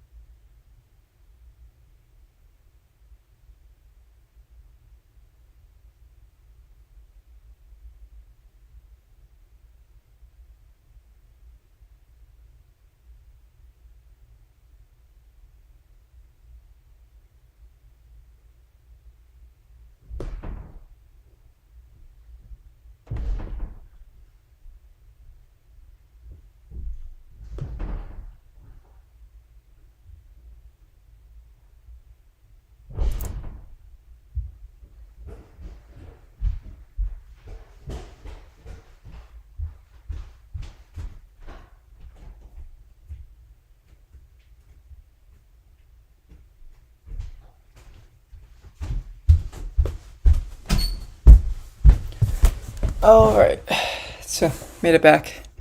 Let's see how long did that take. Yeah, that's like a 20 or so minute break. All right. What I'm gonna do now is probably start transitioning towards reading a little bit. I think, let me see. I want to read Chip War again. So what I might do is try to finish up all of the Chip War flashcards, and then from there start talking or start reading. I think from part 8, chapter 39, maybe 49. I forgot the exact number. So part 8 is called Chip Choke, which is, I assume, talking about the geopolitical dynamics between Taiwan and the rest of the world in terms of semiconductor manufacturing capabilities. And then also chapter 39 talks a little bit about the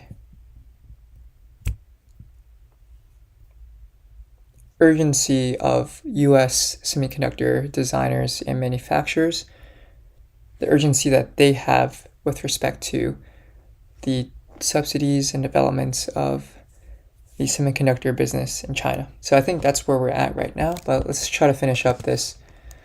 So when ZTE was accused of violating trade sanctions, what was the Obama administration? Okay, I think I spelled this wrong.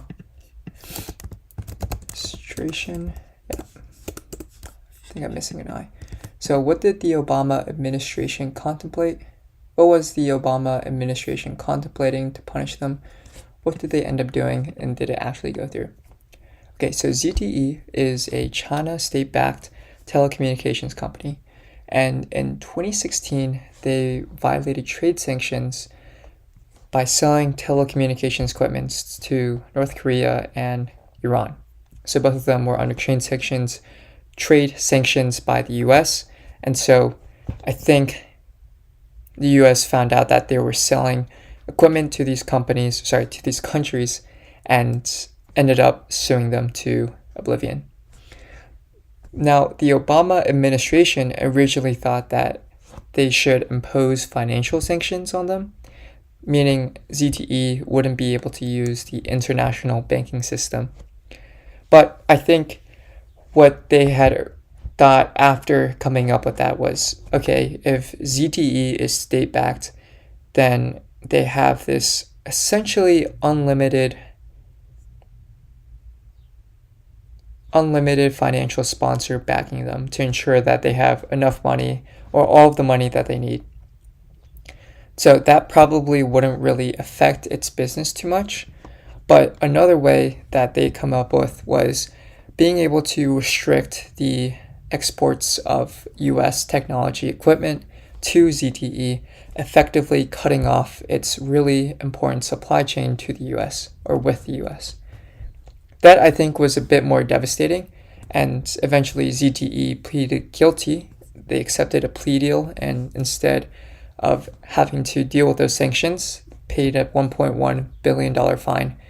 So that was kind of the developments of what happened with the ZTE debacle.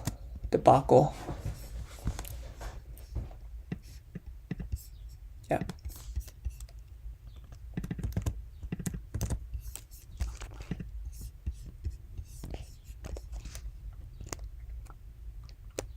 Okay, I'm gonna say it's good. What does Chris Miller say happened to the globalization narrative during the mid-2010s and how that affected the semiconductor industry? So the globalization narrative during the mid-2010s, this is kind of this narrative or maybe agenda that was being pushed by a lot of economists and maybe even politicians in DC, that it was good for the economy, it was good for business if we were to adopt a global supply chain. So that means outsourcing some of the manufacturing capabilities to other countries, integrating, let's say, China manufacturing into the US supply chain instead of having to do everything domestically. Now, Chris Miller thinks that there's probably some lost in translation meaning behind this, and also this didn't really apply to the semiconductor industry. Basically, Taiwan dominated the entire semiconductor supply chain. It wasn't a globalization, it was more so a Taiwanization. That's what Chris Miller said. So, Taiwan was becoming the epicenter of semiconductor manufacturing, pretty much taking all of the market share from US manufacturing companies like Intel, Global Foundries, and I'm assuming there's a few other ones that I've probably forgotten as well.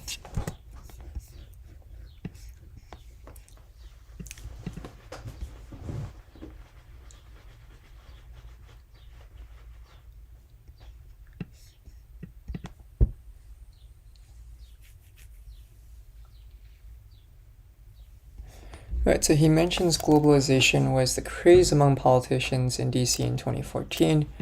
Economists and companies believe there was a massive benefit to a global supply chain as opposed to a domestic one, right? So one thing I am kind of curious in is when was the iPhone release schedule?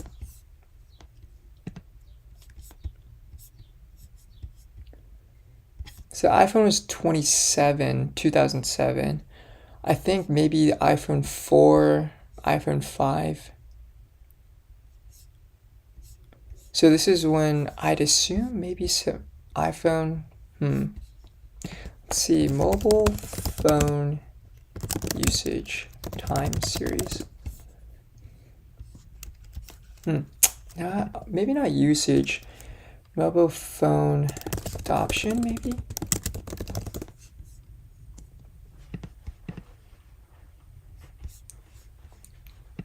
Maybe smartphone adoption, right?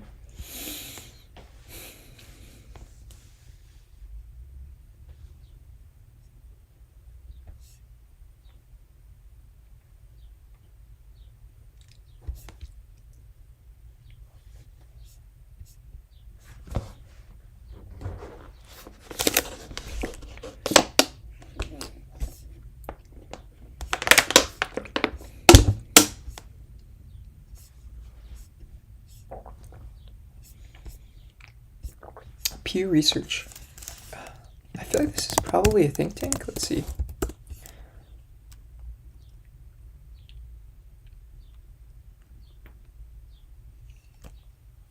I wonder if they have, let's say, internships. That'd be cool.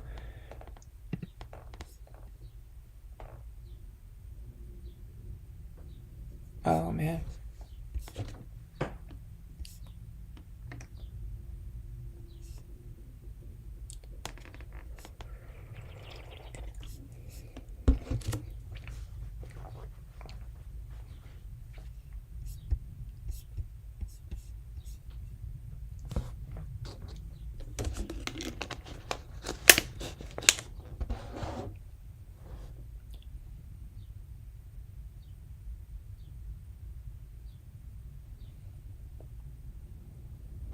That's cool.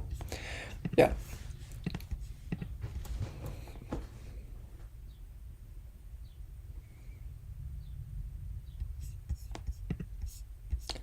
So this could be interesting, actually. The Pew Research Center mobile fact sheet. I might want to add that somewhere in the flashcard. Okay, but this, I'd say, I'll put it as hard for now. Yeah, so what is ZTE? What happened to it during 2016? ZTE, state-backed, China state-backed telecommunications company, ended up going through a big scandal in 2016 after it was accused of selling products to sanctioned countries, so North Korea and Iran.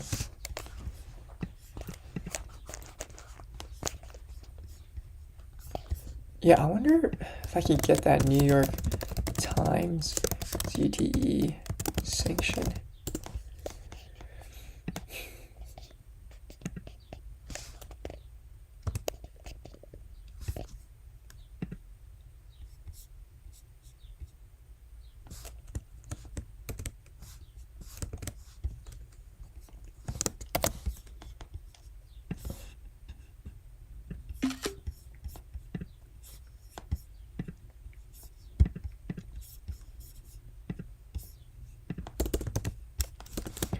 MIT New York Times article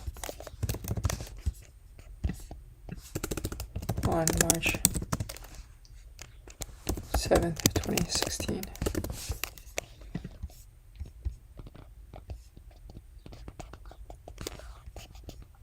Okay.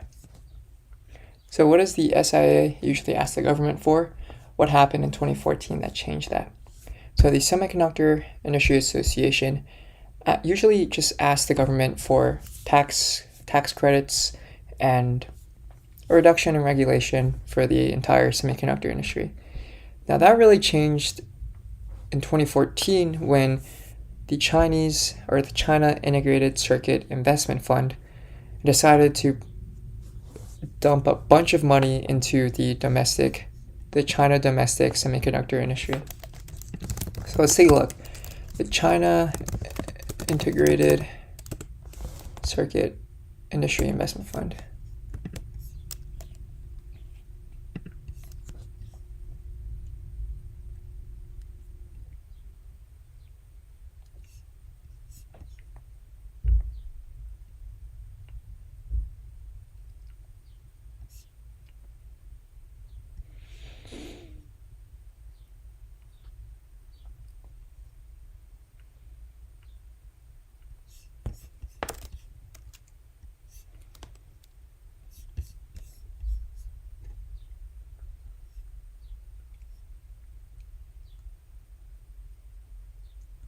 So I wonder what the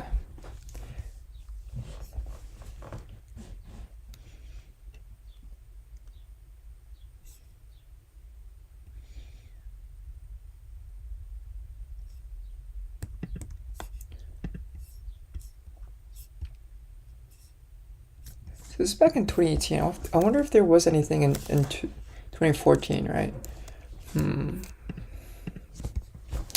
Let me see if I can find the book as well. So I have it right here. Maybe there's some notes.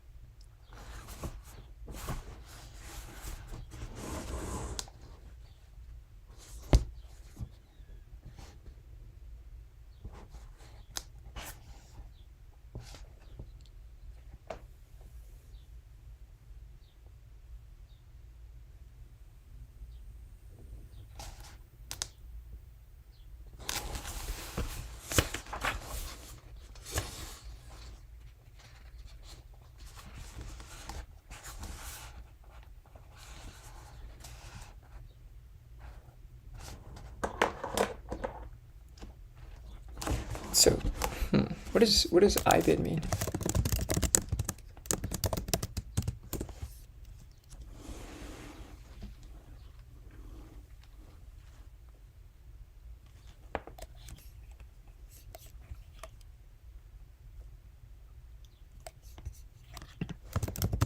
In a footnote.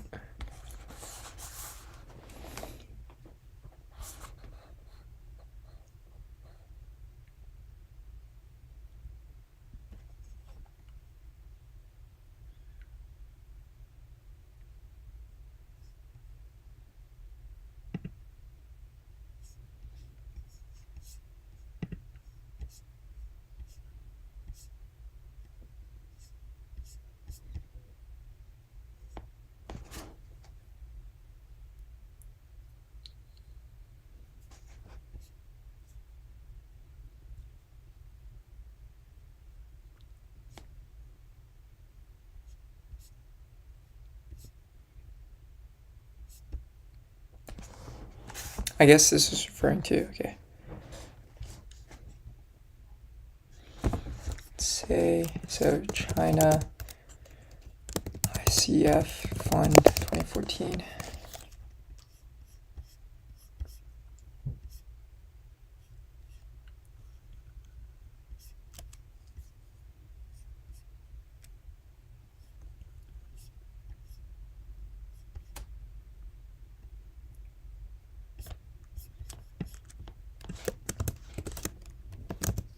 Integrated Circuit Street Investments Fund 2014. Let's see.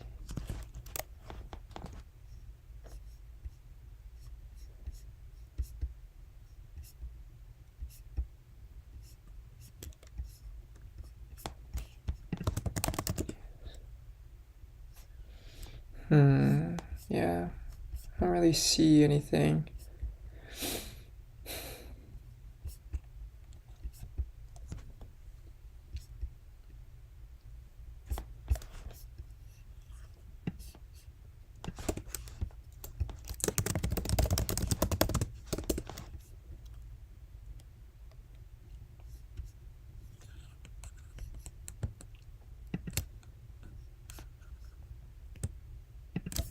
These could be interesting things to look at.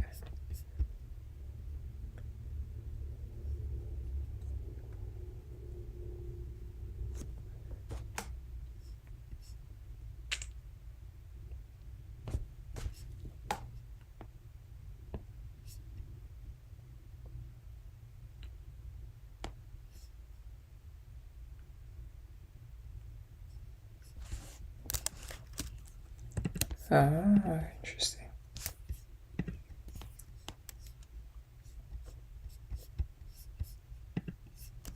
Okay, guess it's gone.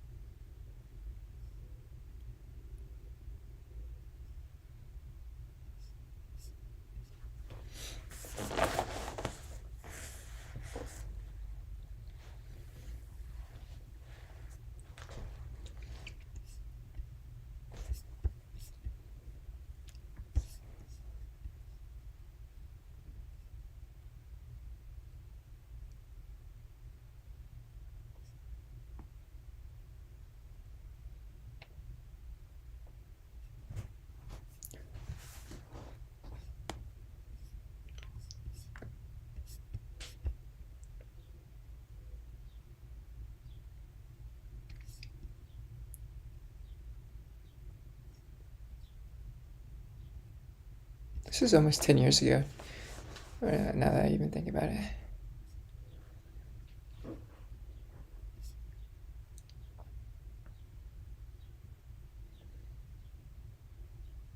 Oh, Xinhua Unigroup, right?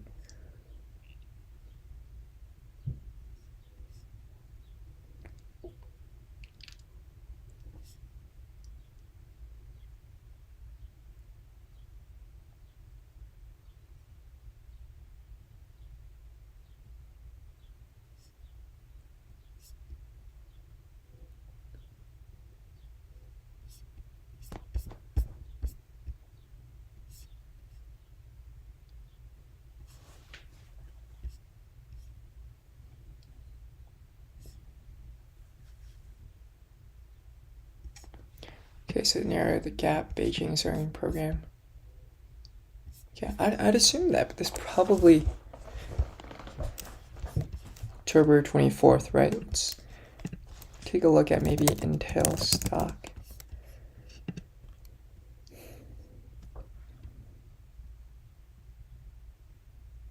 This is back in 2014, maybe?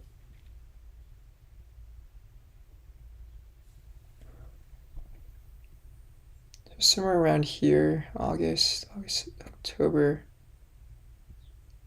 Small increase. Yeah.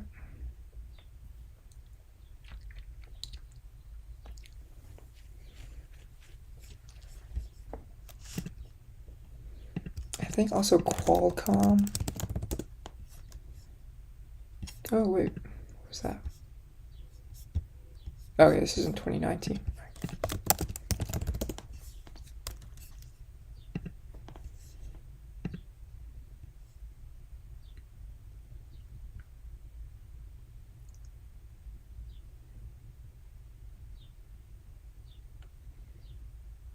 Okay, so you kind of saw this dip in stock price. I'd assume probably due to there's probably something going on then with China at the time. The anti-regulation.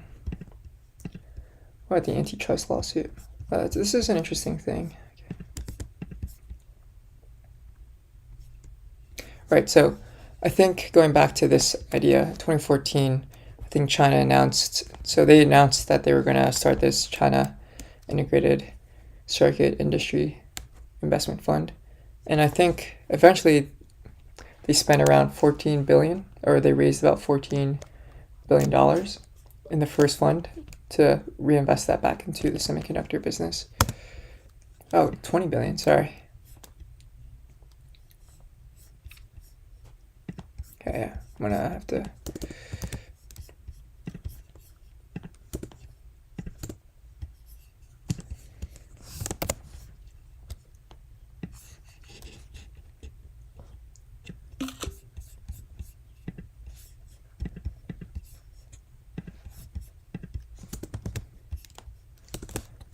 This is let's call this NYT article in, I think it's the same guy too, Paul Moser, in October 26, 2014 by Paul Moser, talking about the new investment fund set up by China.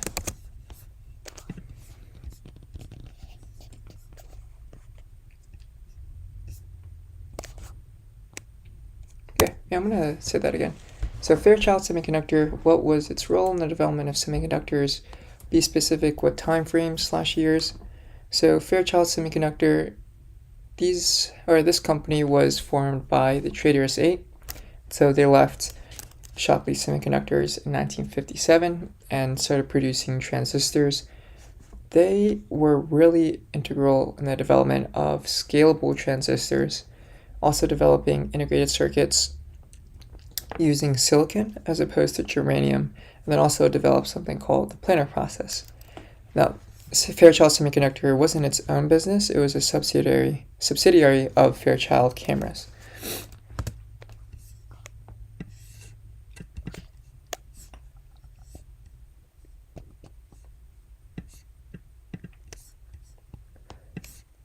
The illumination process makes new transistors called the planar process. Okay. So who is William Shockley? How is he related to the idea of transistors? What was his impact on the semiconductor industry? Hint, know the years. So William Shockley, he was this really big professor. I think he ended up winning one of the Nobel Prizes. So I think he studied chemistry, maybe material science at the time. He was the inventor of the bipolar junction transistor, which was the transistor of choice for a lot of integrated circuits developers from I think 1955 all the way until 1980s. So he was kind of the godfather of the semiconductor industry, and he started Shockley Semiconductors in 1955 with the goal of producing his own semiconductors or his own transistors based on his invention. Oh, okay. So he developed it after its invention in 1948. He went on to found Shockley Semiconductor Lab in 1955, which was like the Google of the time. So the bipolar junction transistor was invented in 1948. Okay, I'm gonna say this again because I didn't really get that right. What is an industry trade group? Give an example. Industry trade group is just a trade group or an association that's funded by companies within the industry that it represents, and it tries to lobby the government for favorable regulations and rules.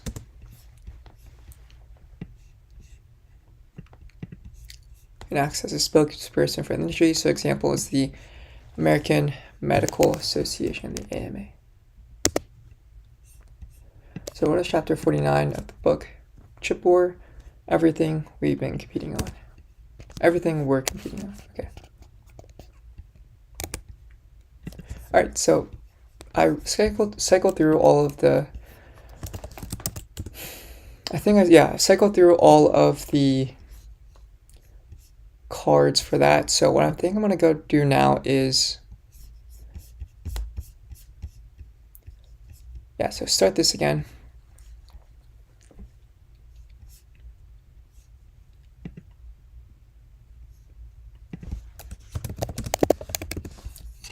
Yeah, maybe I want to add that. Let me see actually. So deck, chip war, chip choke, everything we're competing on.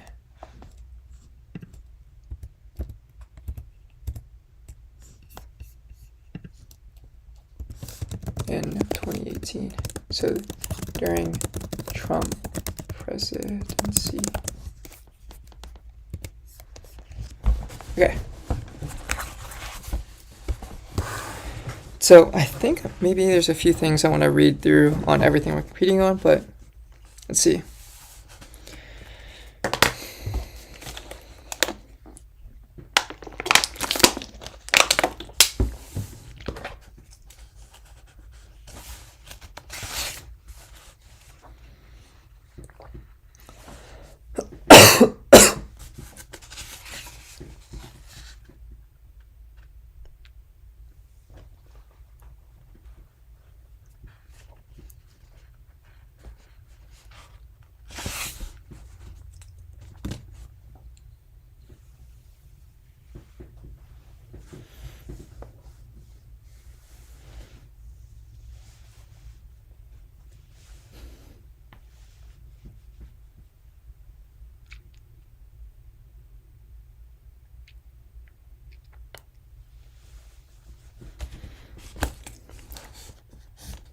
So Matt Pottinger.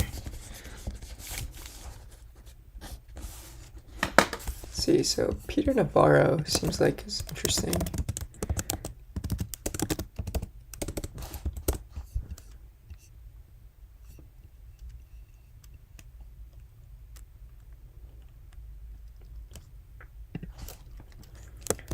Robert Lighthizer.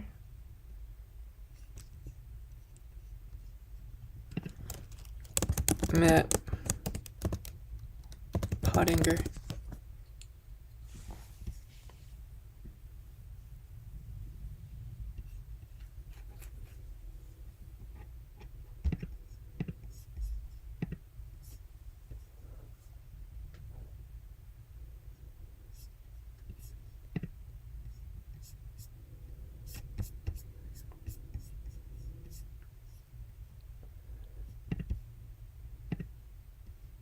So these are some core members, it seems like, that were important to the trade policies between the US and China during the Trump presidency. So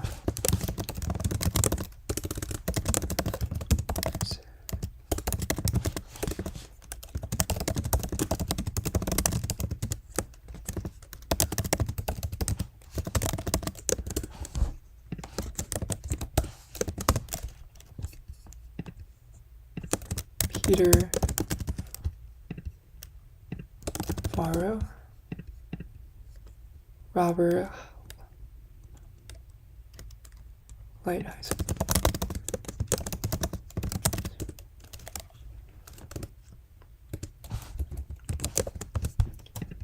So he was the director of White House Trade Council. Don't know exactly what that means, but Maybe I could do some research later. Former United States.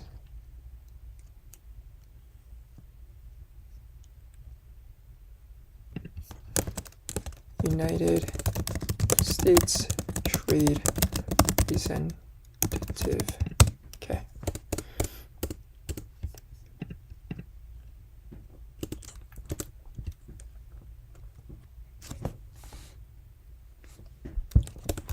They have the goal of slowing down offshoring and reducing the bilateral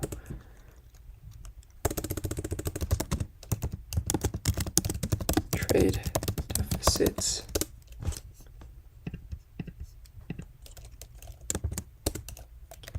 So Chris said they were unsuccessful. So before I jump to any conclusions, I want to ask how and why.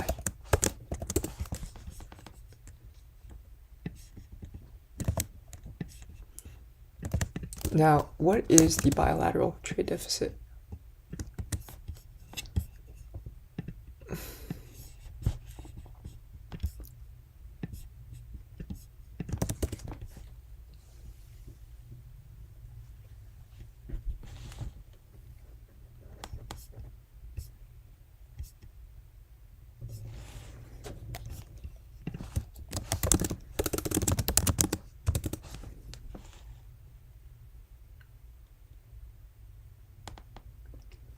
Okay, so that's actually interesting.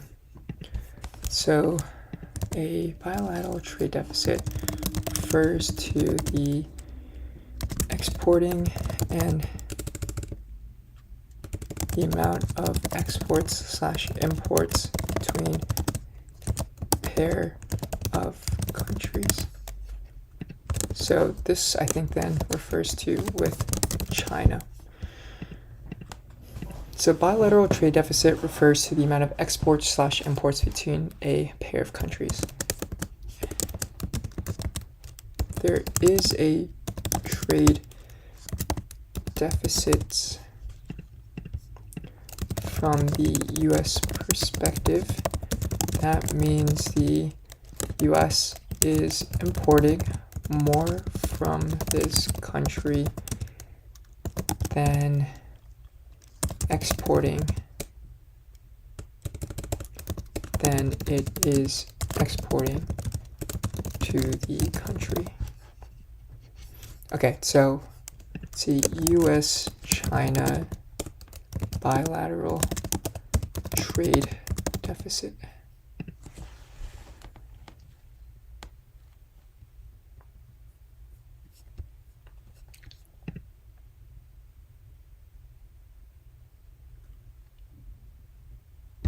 Okay, so I guess this means that the US is importing more from China compared to the US exporting to China. Okay.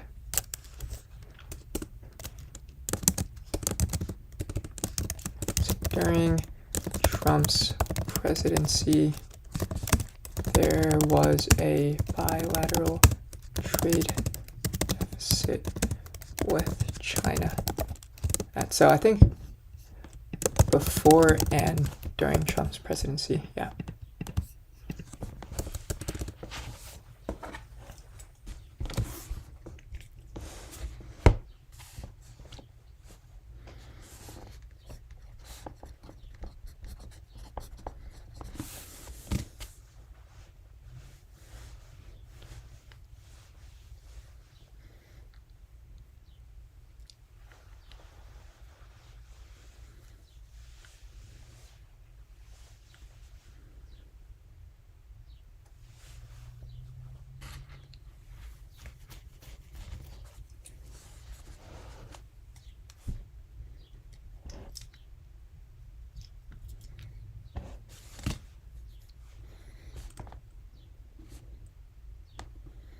Okay, Matt Pottinger. So Matt Pottinger, this is the National Security Council.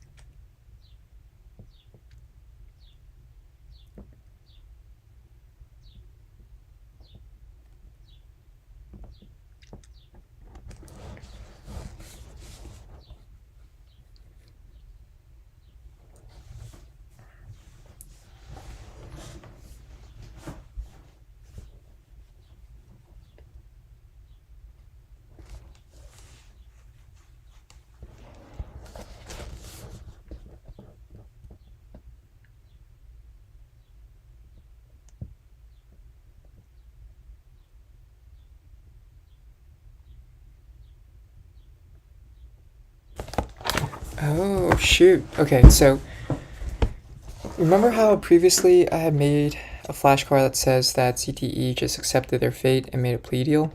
Well, apparently, somehow they had violated it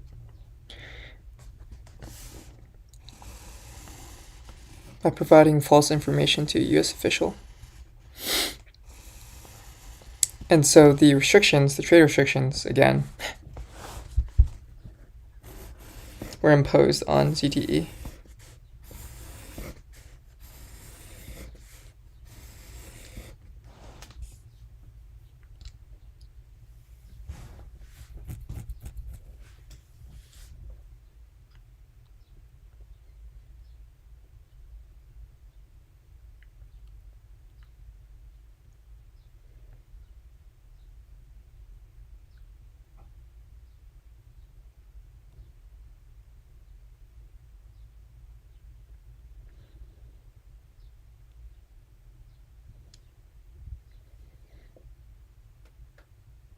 Hmm.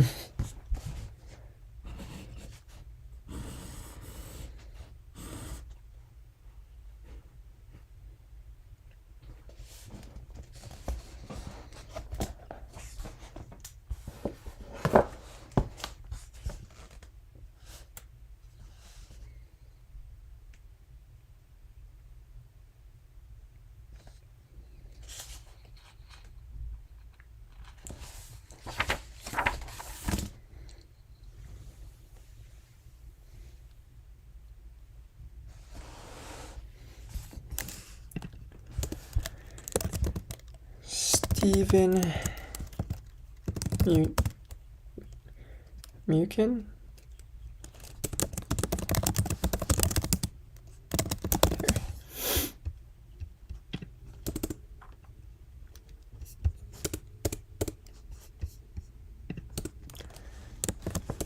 In April, ZTE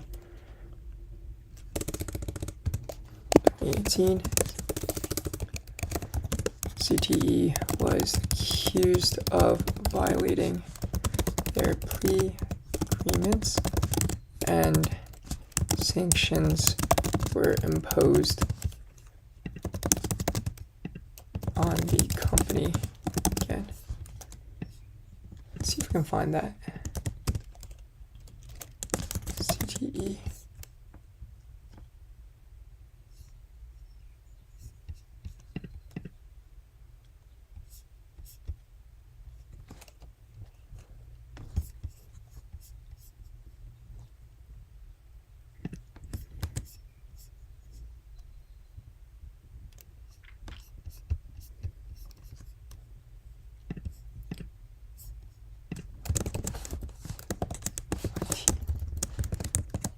So who wrote this? Is it also Paul? Nice, Paul Moser. Okay, I guess that's fair.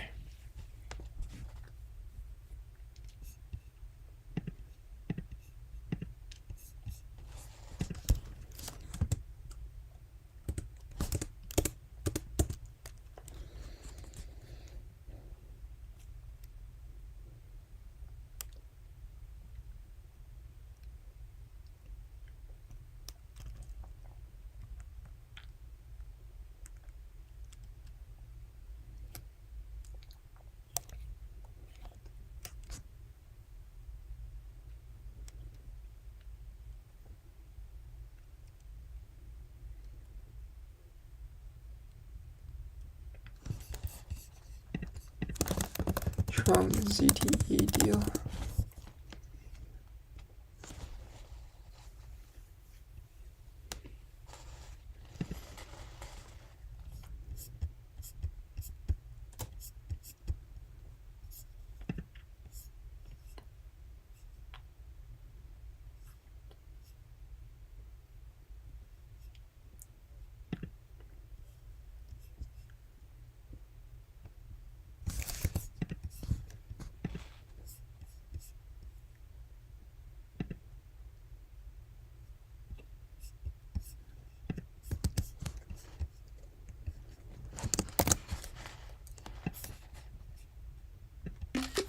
interesting. I'm gonna add this too.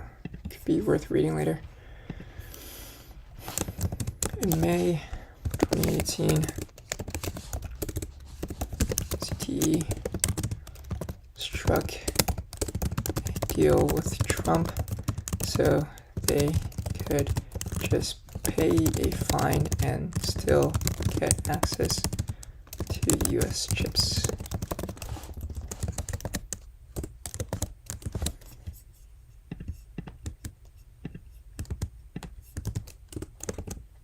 Nice, okay.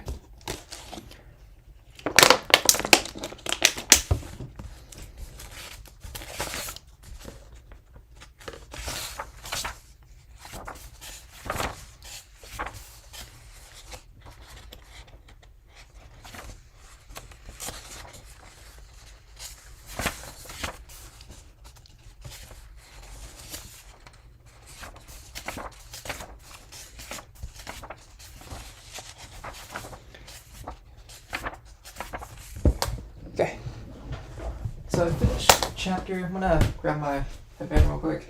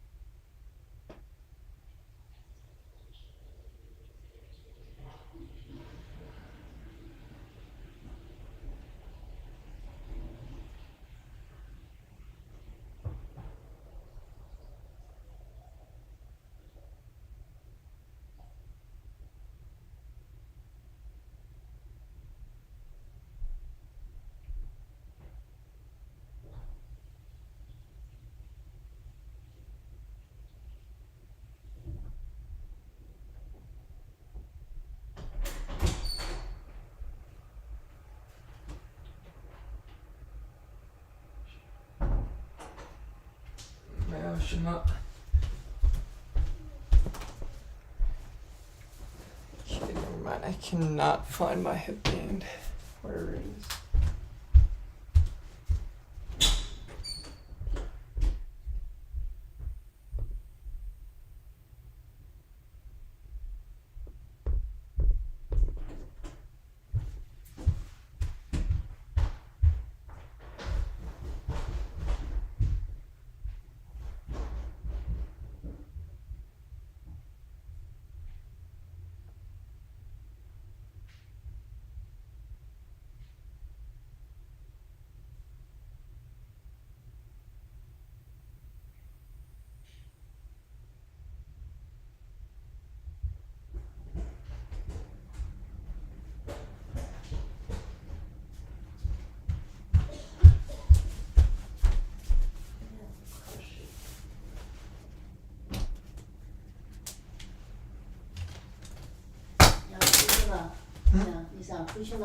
No， 我就换一下衣服，这黑衣服穿的热死了。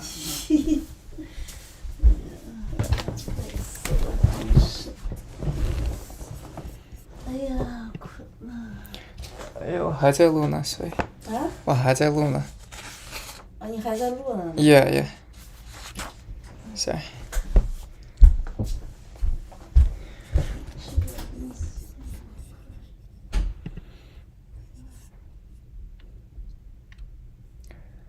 Okay, let me see here. Okay, so that's that. I'm gonna make this maybe heading 1.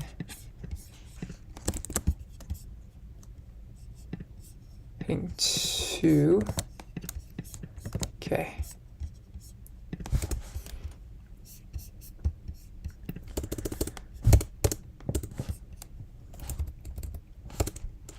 Damn, why is it? Oh, there we go. All right. Part 8, chip choke. Okay, so chapter 50 then.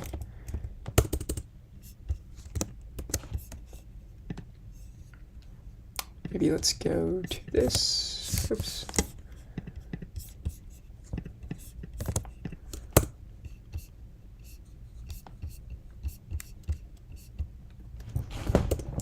Okay, so Fujian, Jianhua. Let's take a look. Clear commuter data, Kenny Wang topped typed into Google.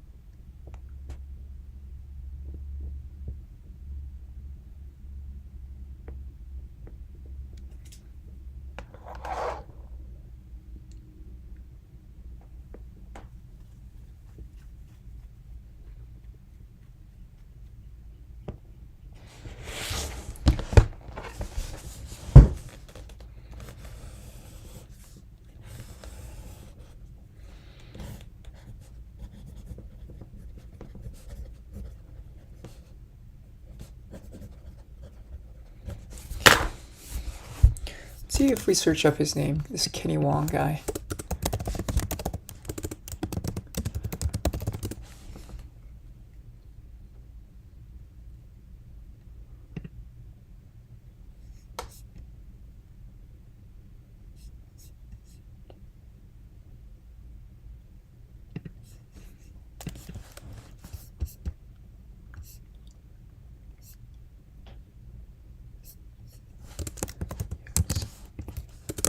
Micron 2018. Okay, United Microelectronics Corporation and Fujian Jinhua Corporation.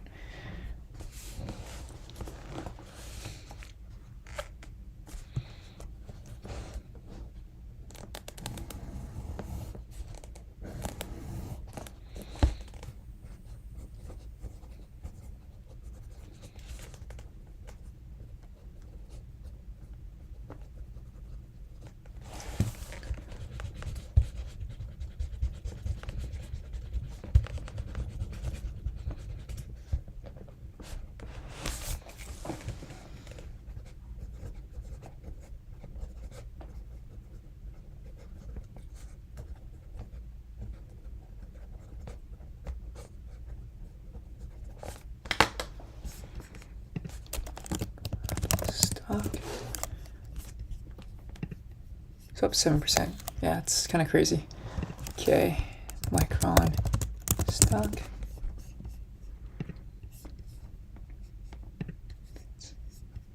Up 8%. Okay. Yeah, wow. So that's very impressive for my basket of stocks I was looking at. Nvidia. Jesus Christ, man.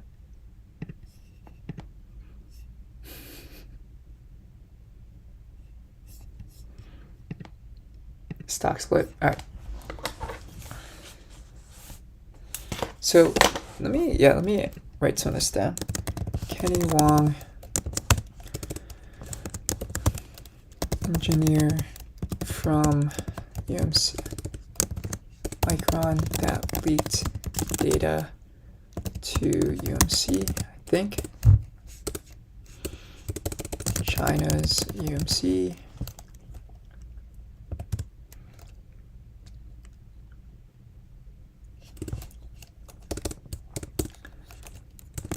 Today, so let's say 2023, present,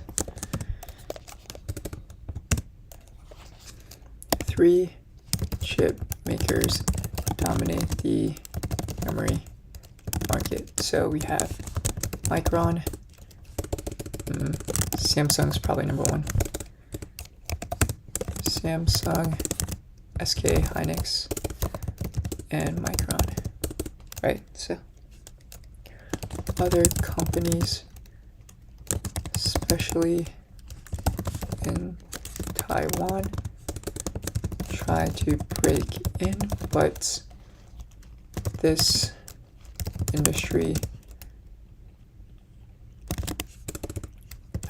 has significant economies of scale properties, according to Chris.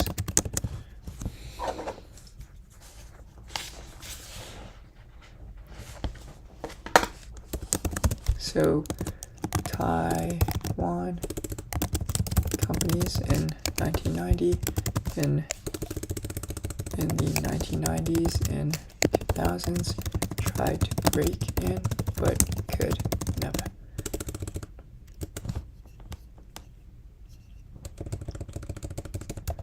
Spending billions.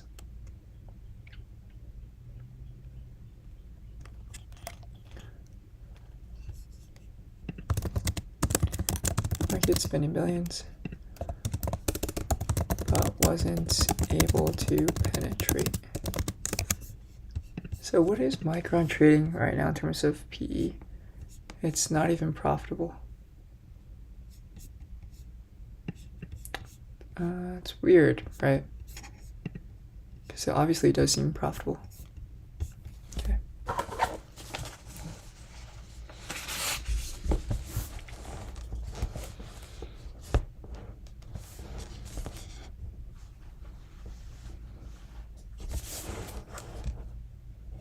So dynamic random access memory specialized know how advanced equipment large quantities of capital investment.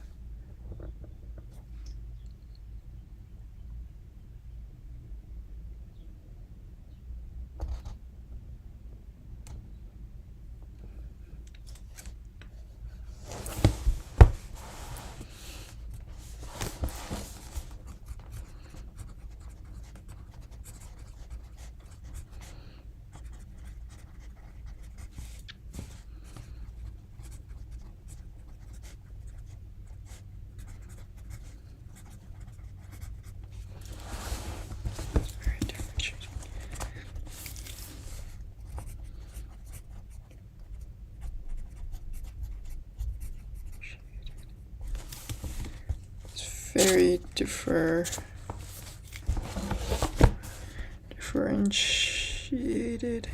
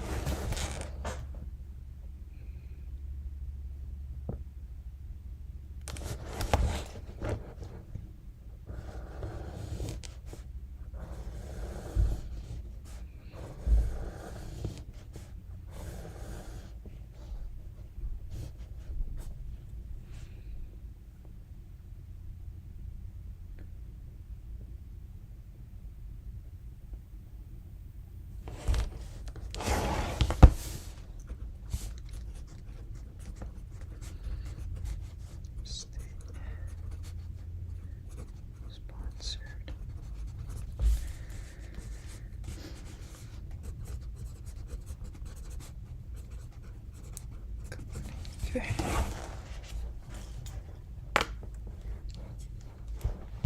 Jeez, what's the fun of my pens? I want to know how that only the engineers.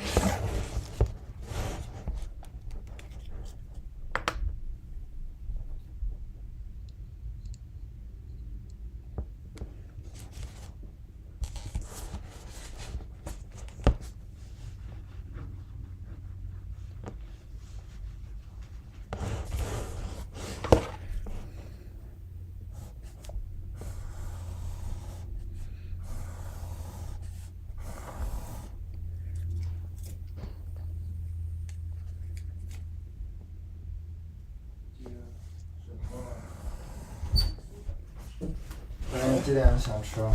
I don't know. 我在录呢，所以。我在 work 呢。 Yeah. 现在4点40，5点半。Yeah, sure, sure.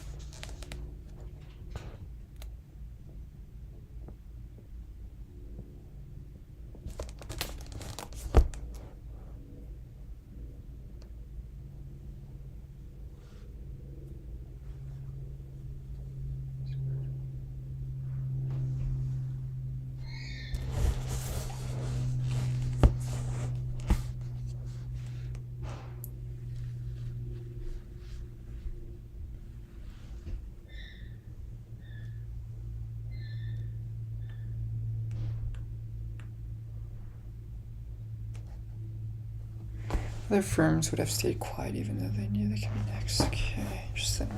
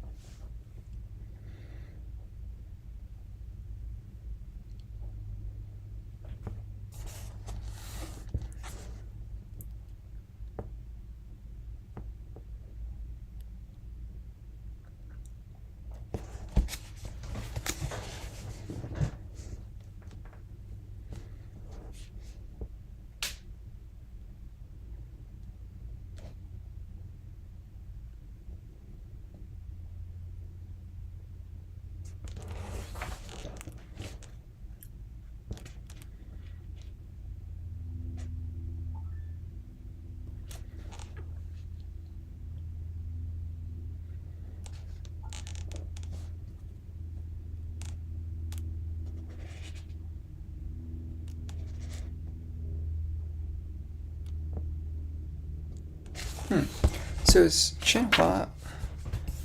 Let's see. Fujian Zhenhua. So it still exists.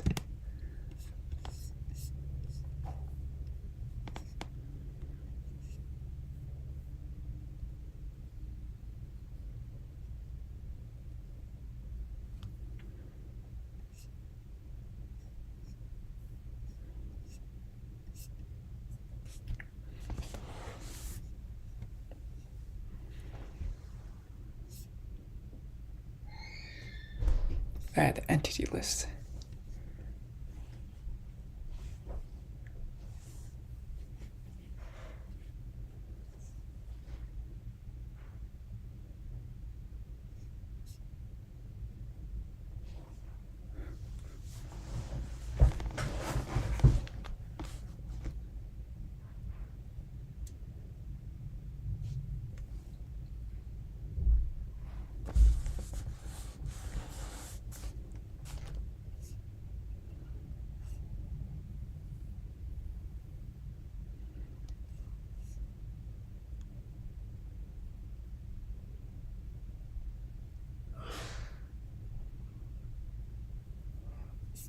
So it doesn't even exist even more? Oop.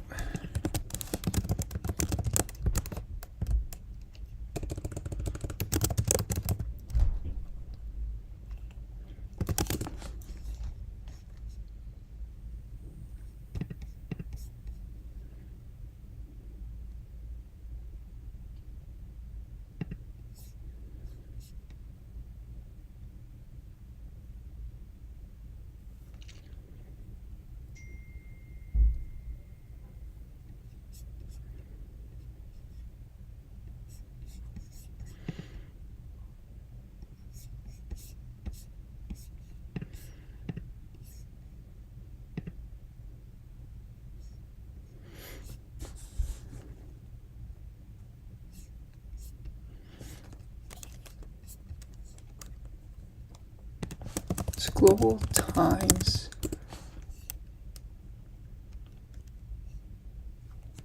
Okay.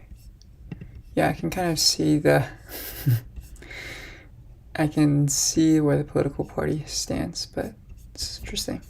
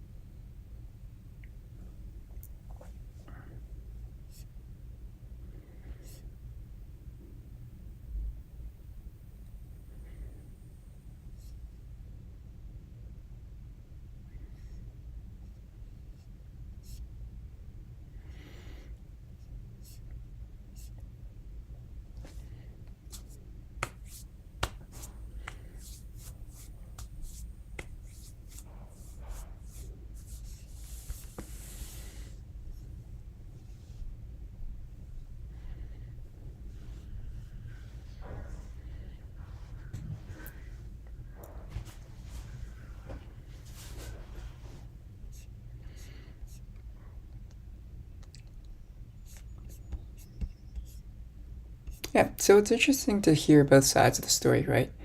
Because both China and the US, it seems like they're kind of calling each other out on their bullshit, on each other's side's bullshit.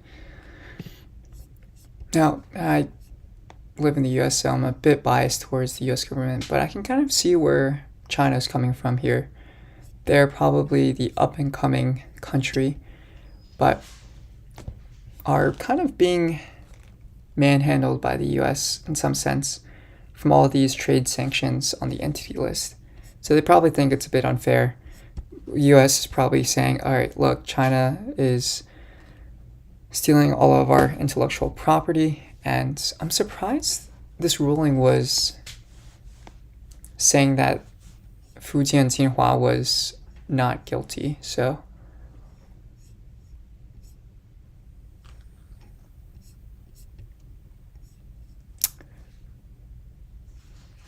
yeah, interesting.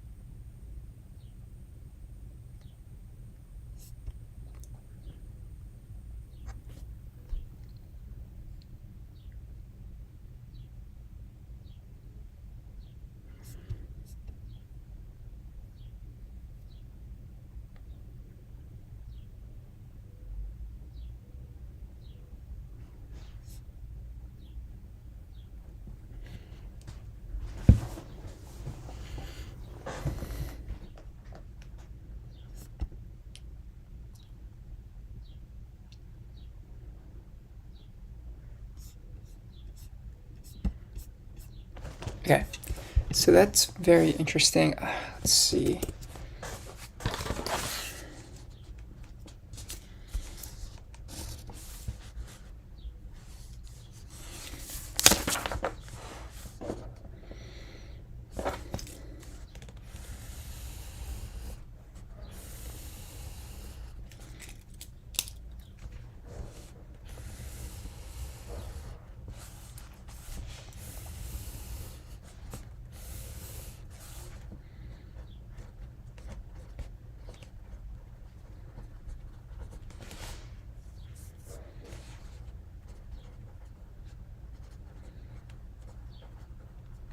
Okay, so there's some interesting things.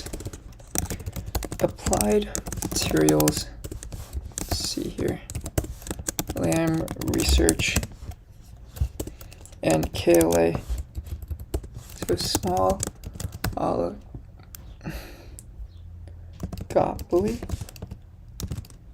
companies that produce irreplaceable machinery used in the semiconductor value chain.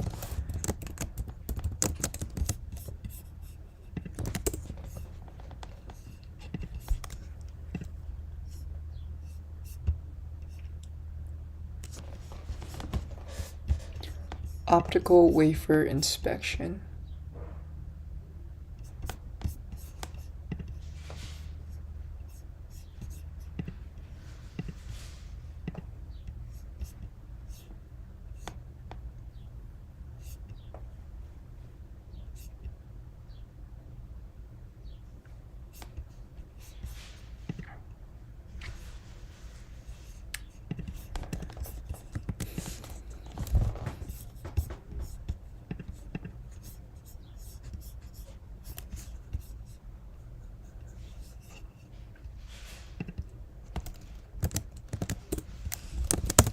Yeah, I don't know exactly how this works.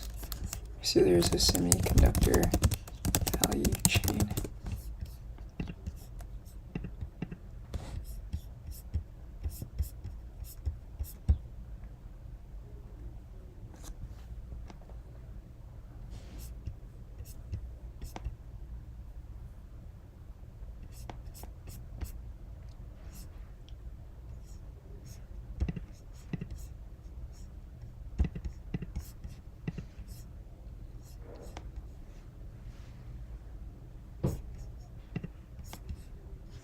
Kind of curious.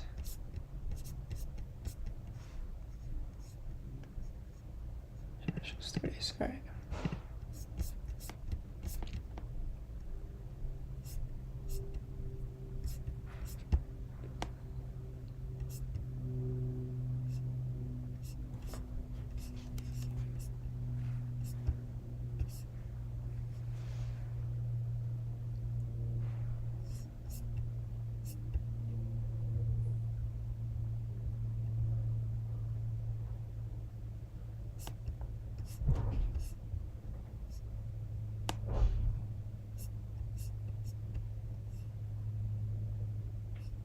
This is crazy.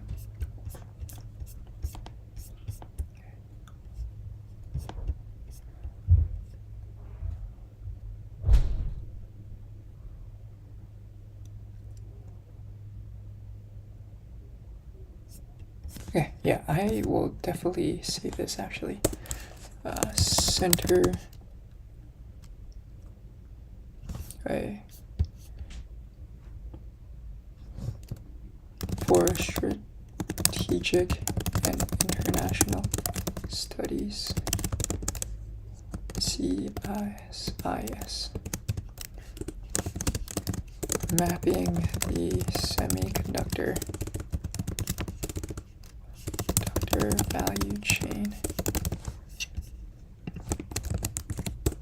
Okay. Yeah, this is interesting.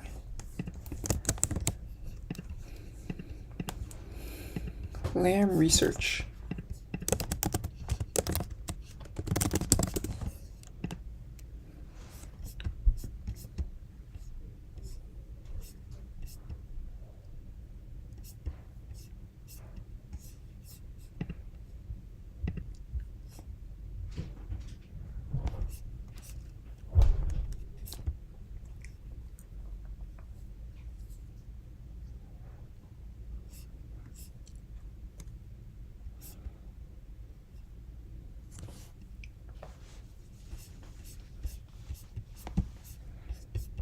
This looks crazy, by the way.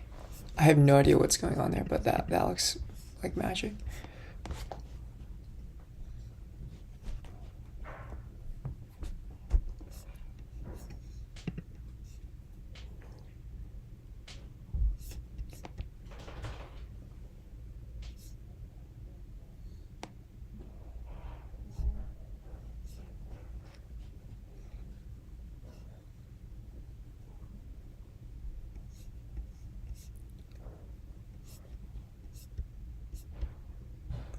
Edge.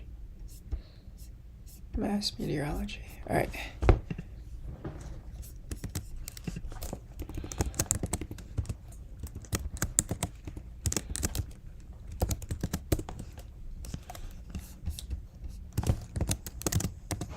Deposition, I guess. Etch. Strip and clean. So yeah, not really sure. That could be, but let's say that for now. KLA.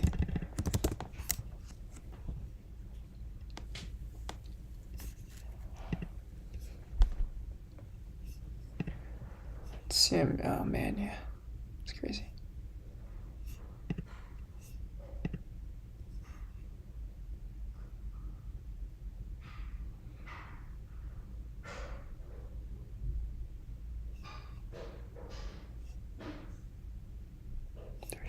That's crazy, man.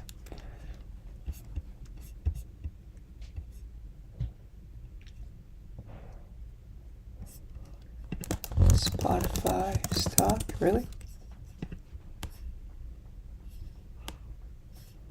I guess it's rebounding. Alright, oh, what about Uber? So Uber stock.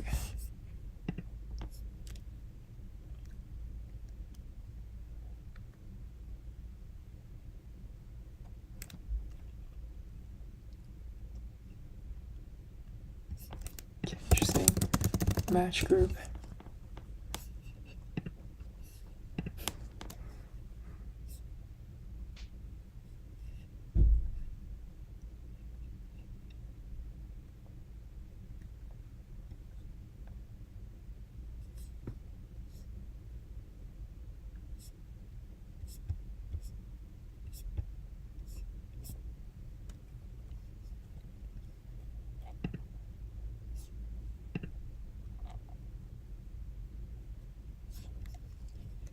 Okay, yeah, getting carried away here.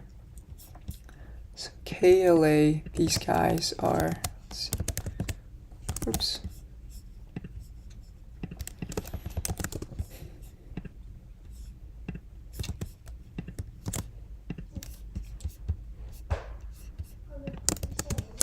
Process and yield management.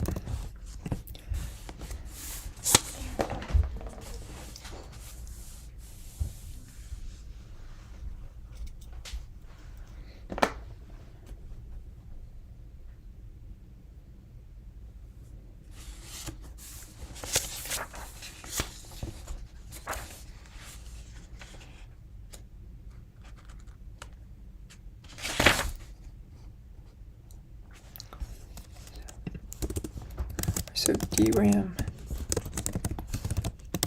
requires specialized know-how, advanced equipment, and large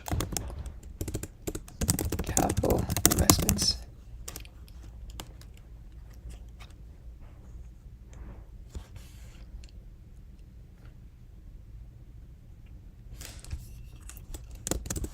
So equipment can be bought off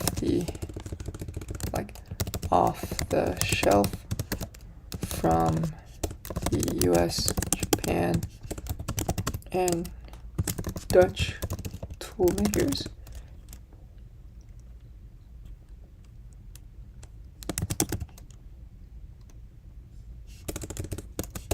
Right, the know-how is the hard part.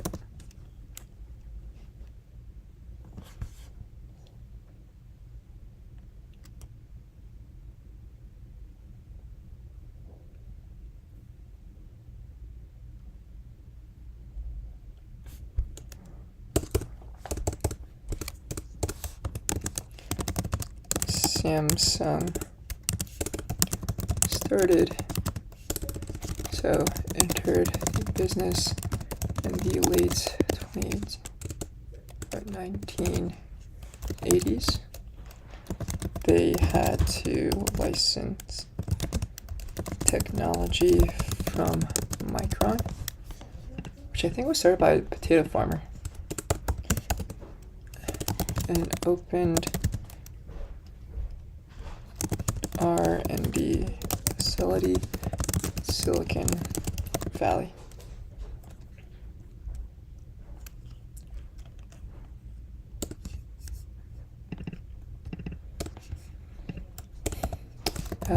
And hired a bunch of US American trained PhDs.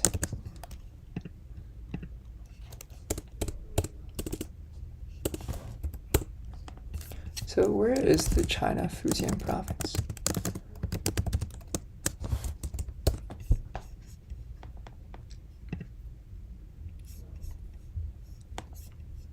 Okay, got it.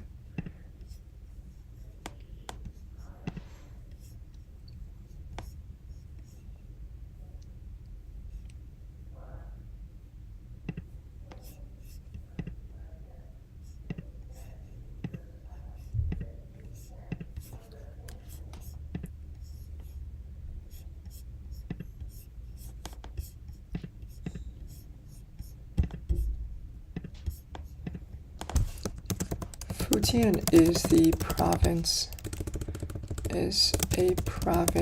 that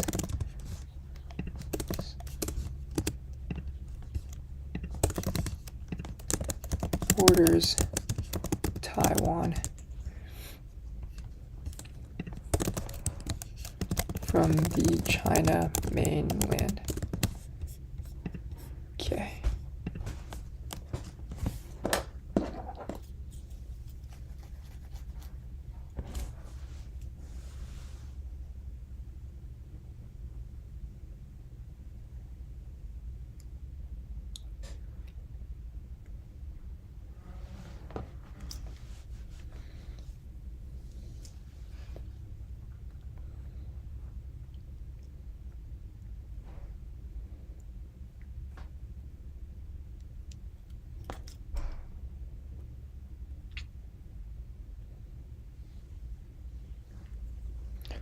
So what was Fujian Jianhua? Okay.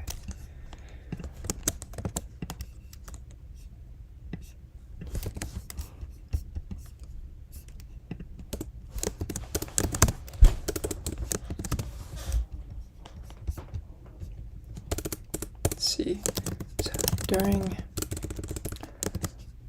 Jianhua is a DRAM manufacturer that is located in Fujian. I think state-backed. State-owned, maybe.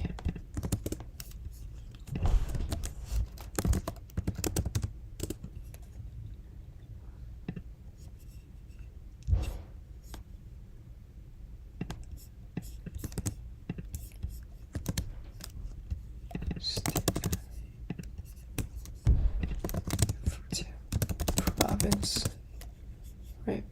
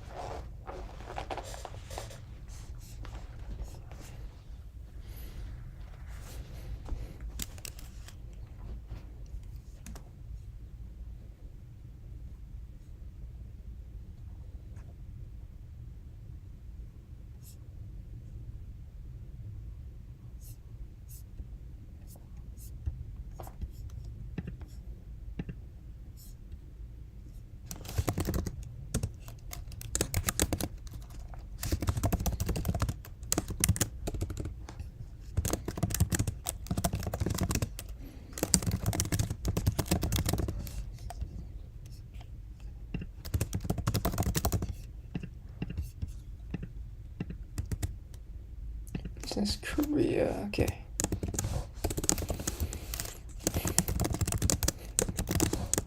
Is this a trustworthy source? I'm not entirely sure. I'll say it is though, for now.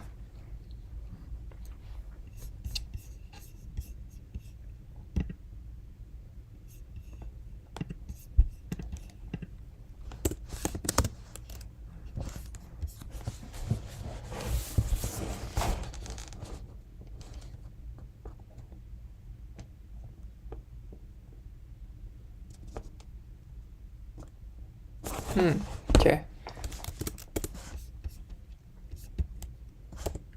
So Micron purchased its first Taiwanese facility in 2013.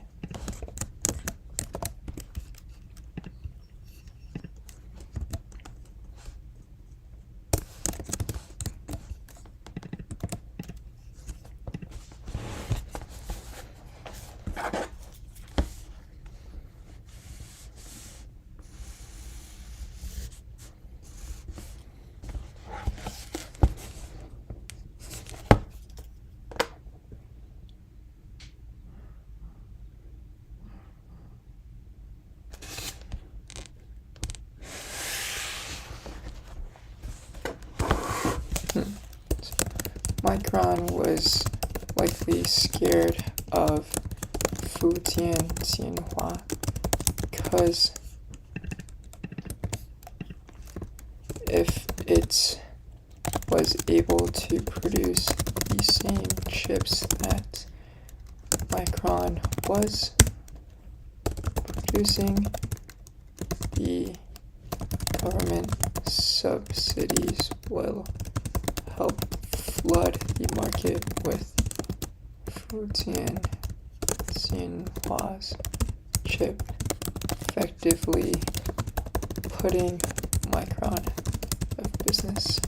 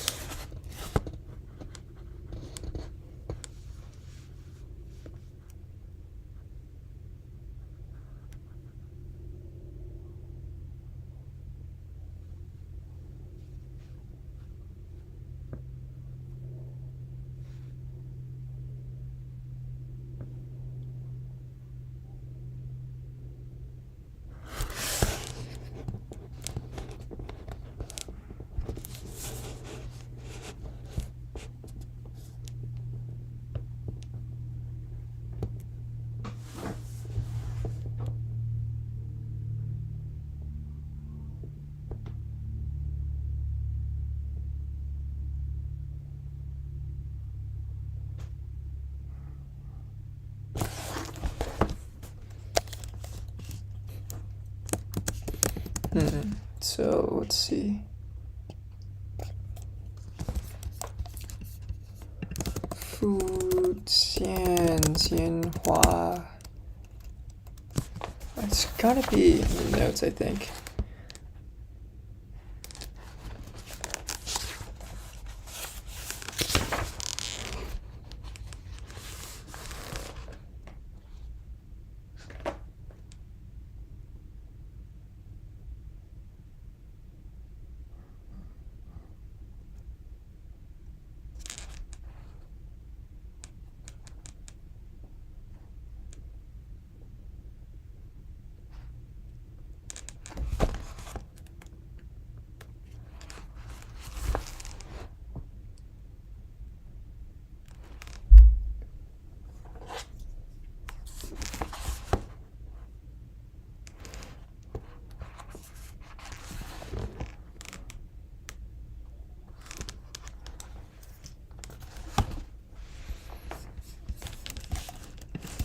So, let's see. Micron barred from selling its products in China, WSJ.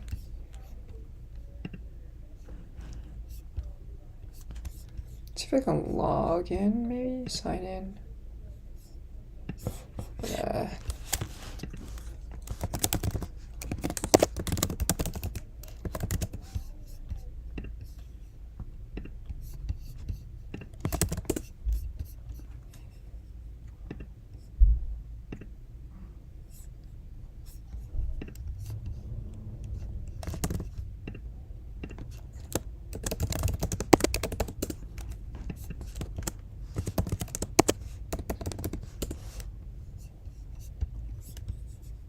Okay, nice. Is able to log in. Let's see.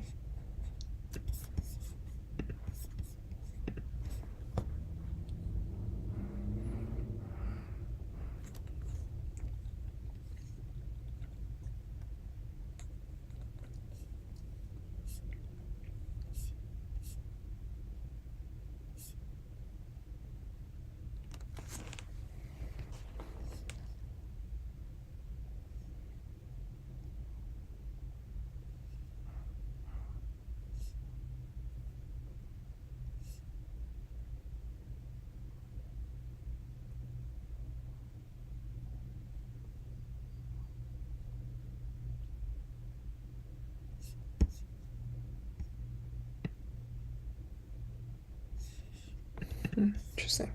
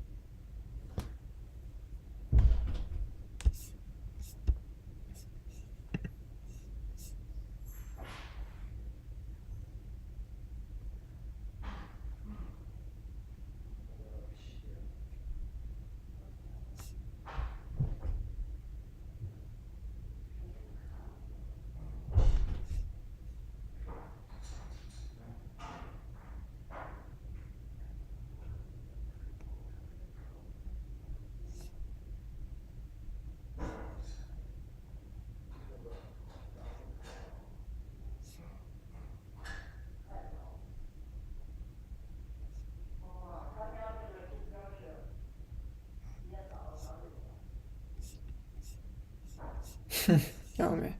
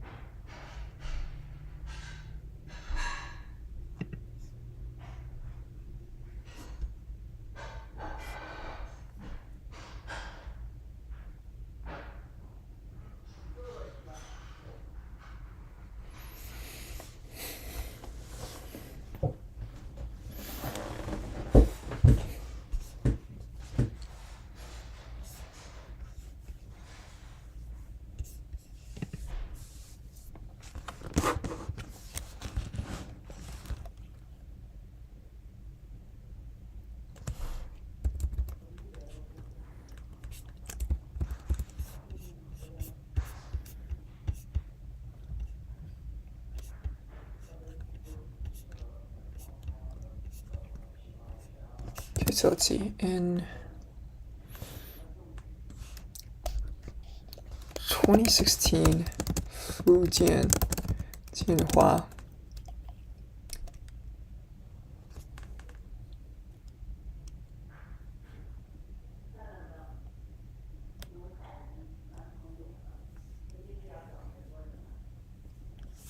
Okay, so Fujian Jinhua made an agreement with Taiwan's, so UMC, I think United,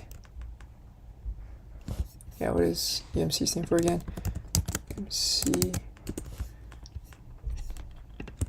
Semiconductor,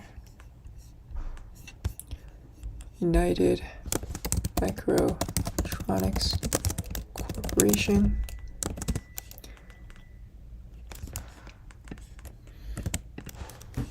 to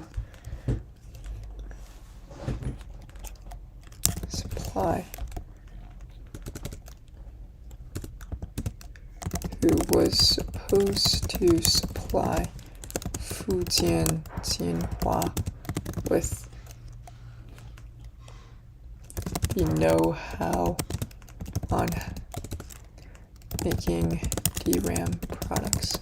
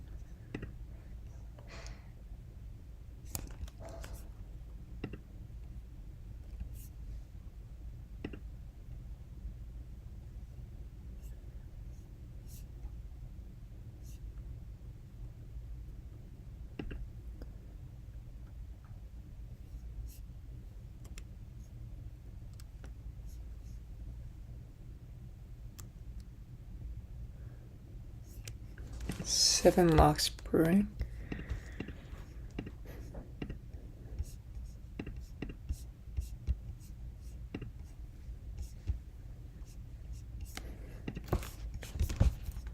Sorry, I'm kind of getting distracted here, but let's see.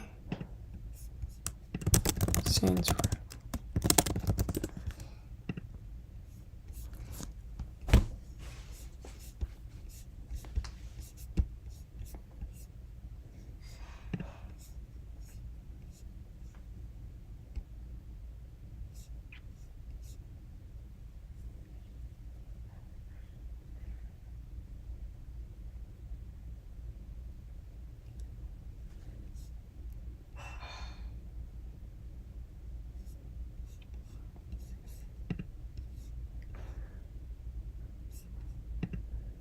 Black Hawk BBQ.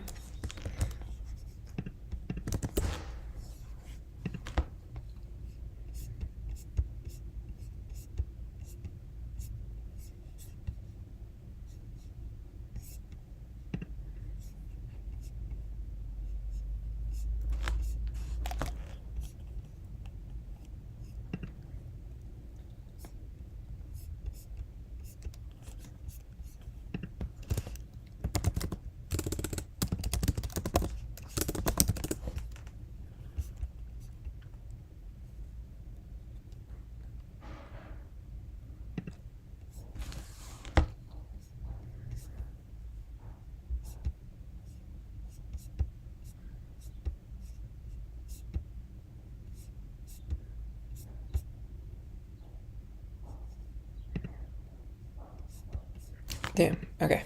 So, I might try to go to a local brewery later today, but gonna try to finish this. Let's see. Making DRAM products. The interesting thing is that TSMC is in the business of logic chips, not memory chips. Yeah.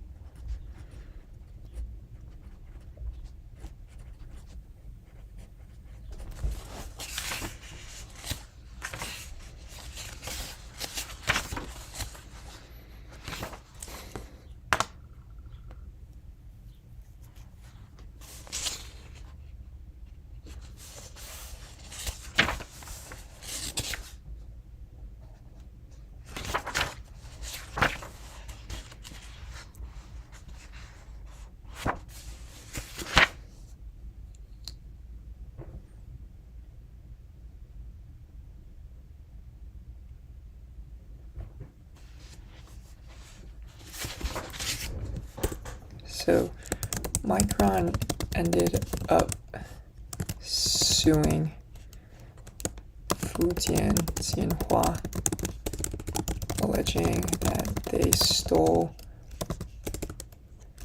DRAM IP.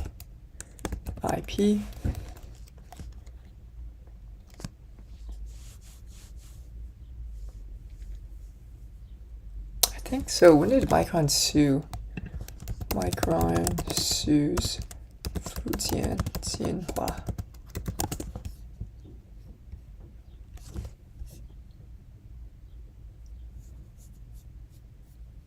So 2016, 2017. So 2017, Micron ended up suing.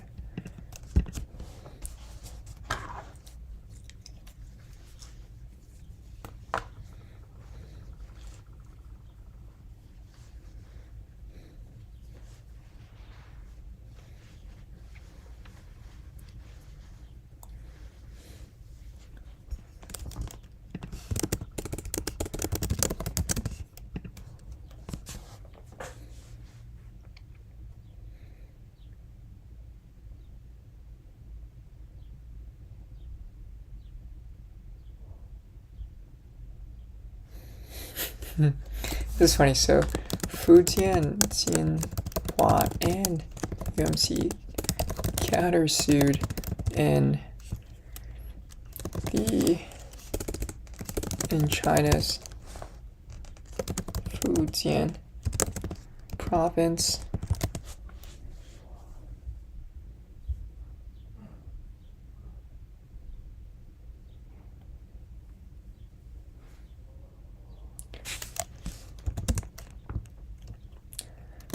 Court ruled that Micron violated their IP and was banned from selling 6 products. China. Stock price tanked. Right? So let's take a look.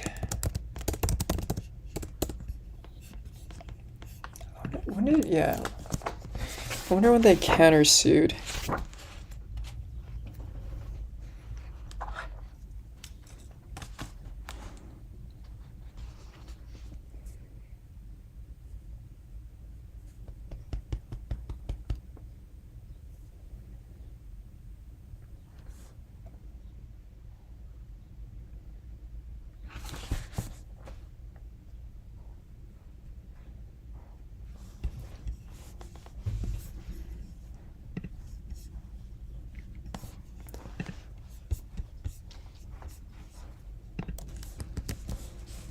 Oh, I guess this.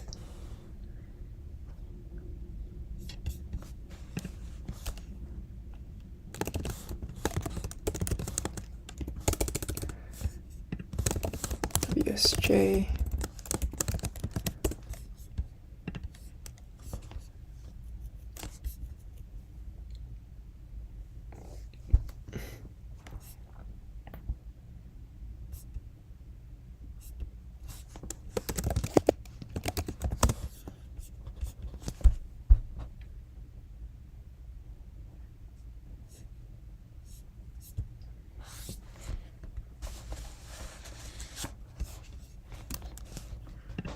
So in 2018,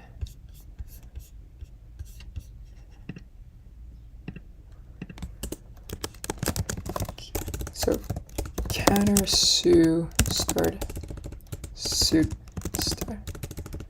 began in January 2018. Okay, right, and then ruling came out in July 2018. Micron stock price tanked. Probably.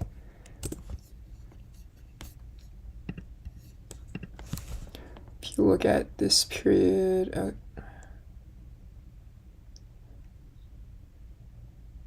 July, okay.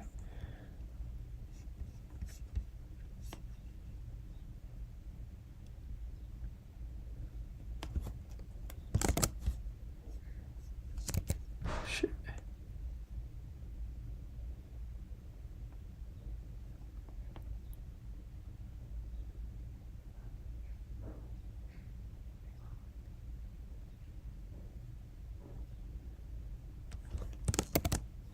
Nice, nice. Okay.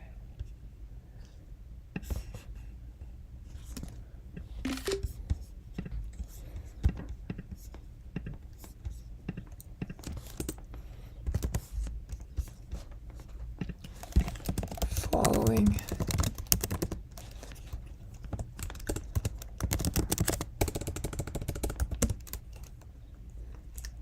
So I don't know the exact numbers, but according to article, China was one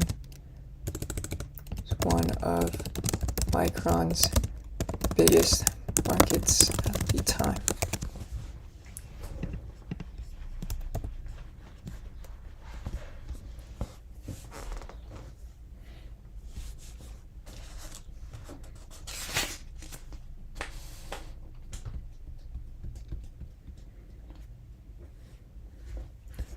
So you also had another company too, Vico.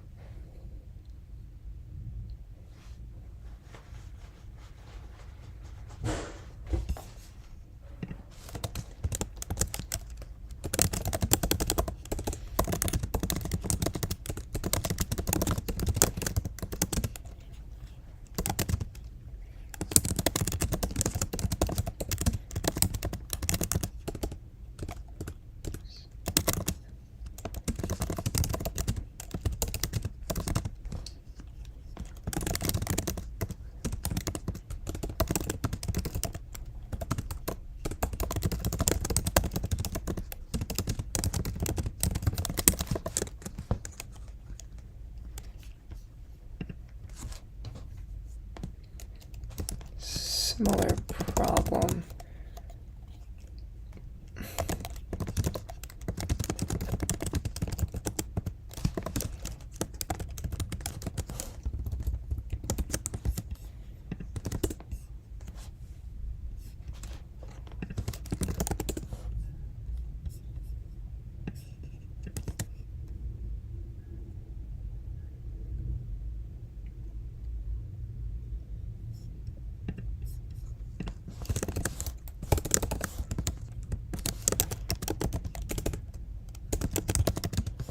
So what is it? Advanced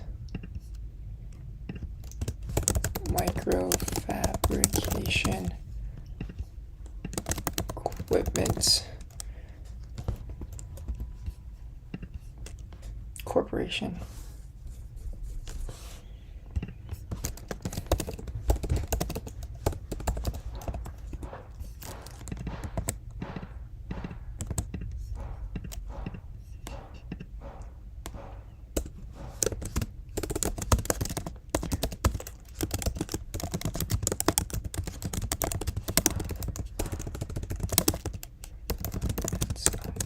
So I wonder what business this is in. No idea what that means, right? Okay, ion beams.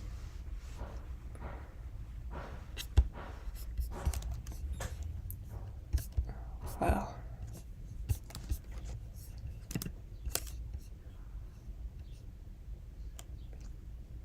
Atomic laser. Just, oh my god, I have no idea what any of this is, right?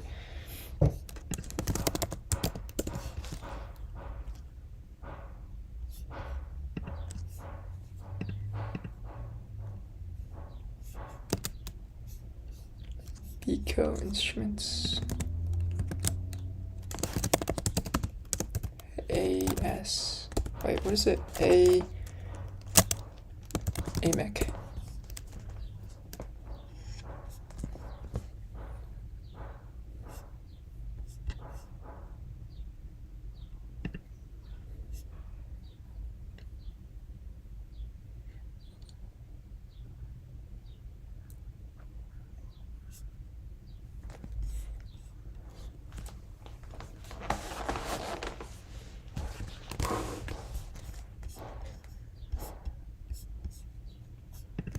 So eventually got settled, which is interesting, right?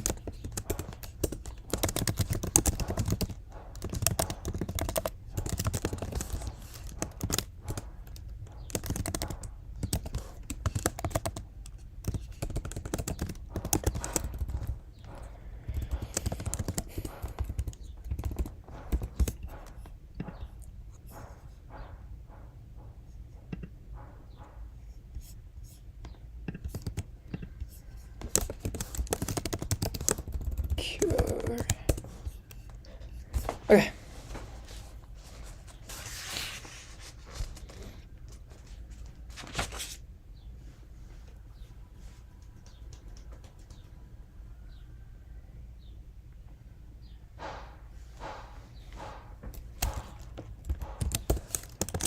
Some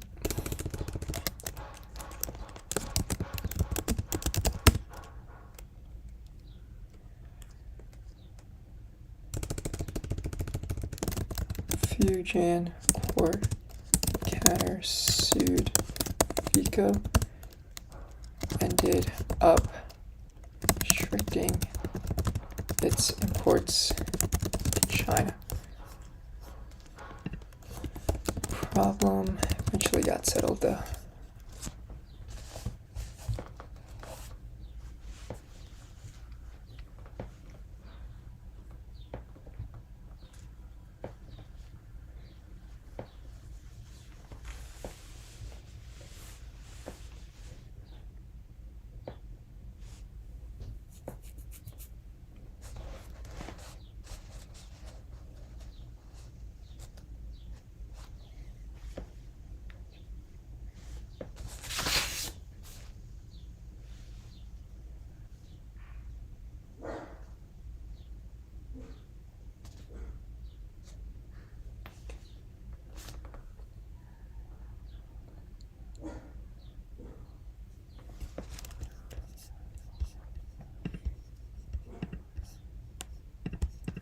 So, as a response to the IP theft from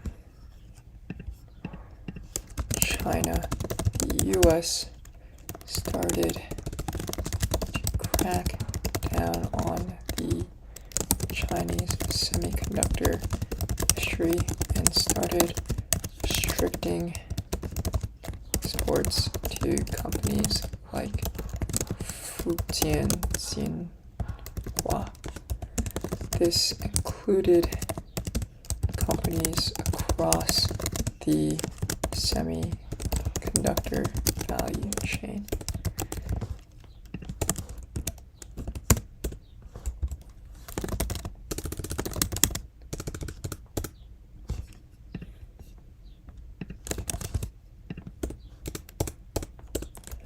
These guys,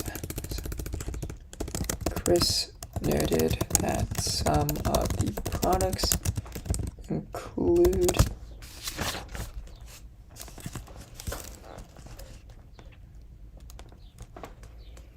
tools that deposit microscopically thin layers of materials on silicon wafers, or tools to recognize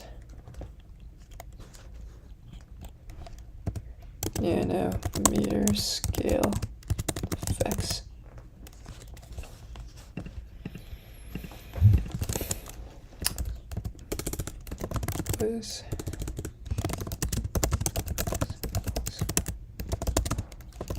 Make semiconductors without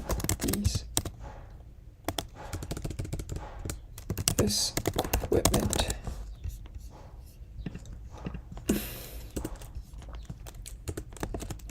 There also was Japanese companies that were part of this could produce these equipment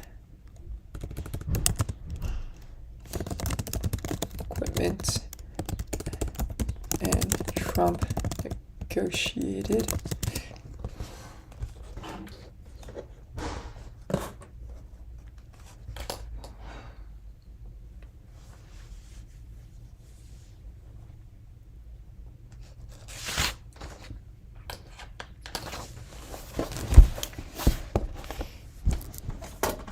Yeah, man, where'd that pencil go? Oh.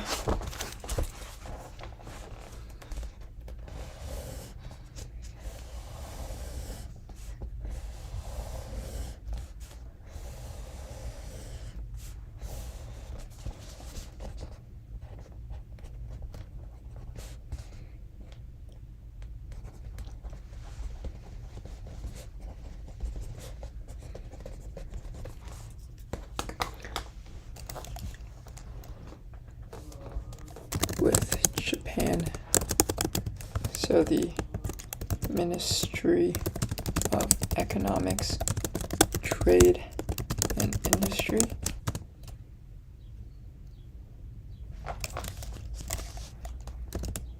to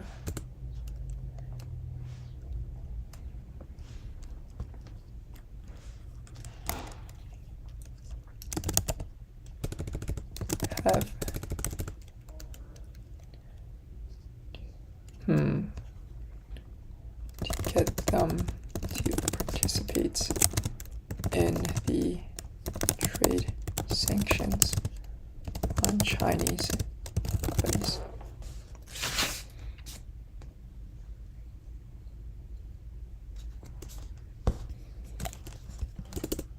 So, Commerce Secretary Wilbur Ross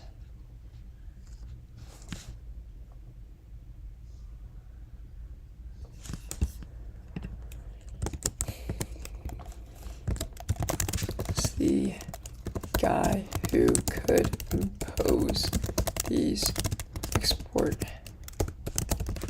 controls.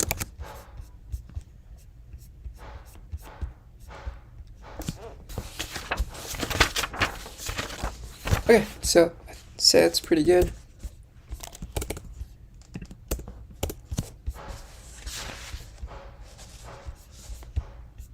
So I think all of this stuff really happened probably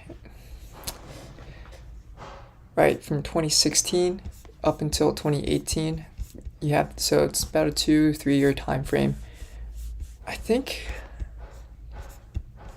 one thing to note here is that in 2024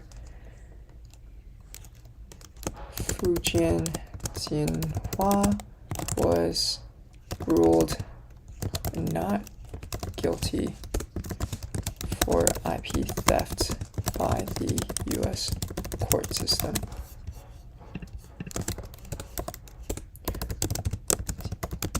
Not guilty.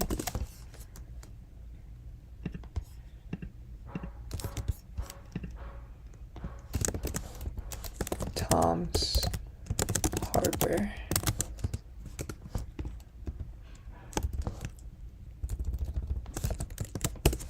Alright. Yeah. So I didn't really move any of these notes into the flashcards yet. I think I might try to do that either tonight or maybe tomorrow.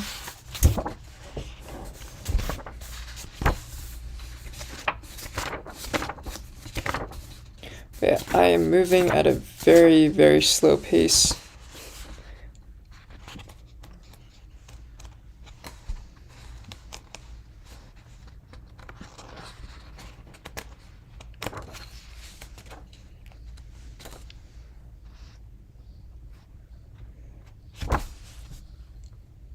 Yeah, I am moving at a very slow pace, but I think this is interesting.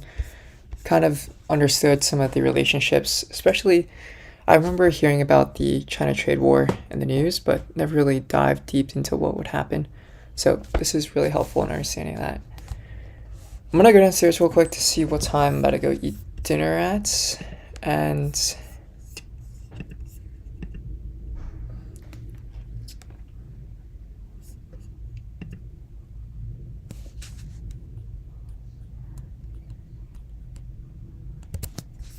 yeah, I'll be back in a sec.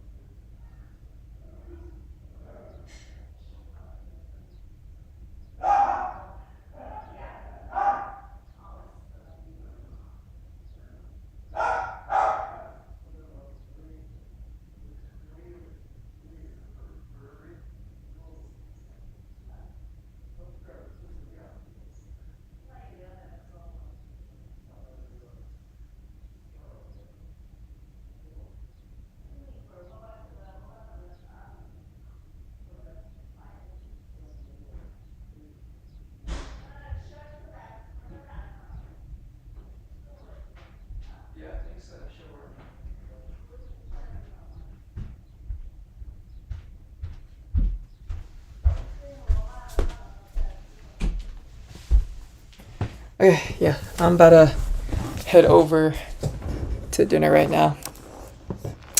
Celebrate Father's Day a bit early. Is there anything I want to take a look at here? So if you look at Micron today,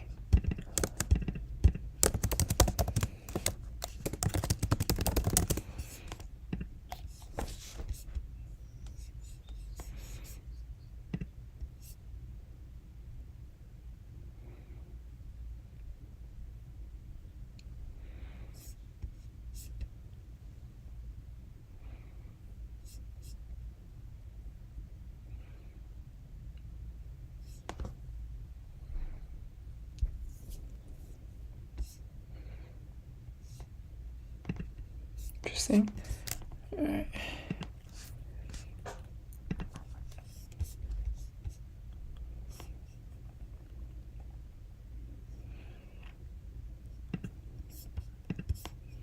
See what's this?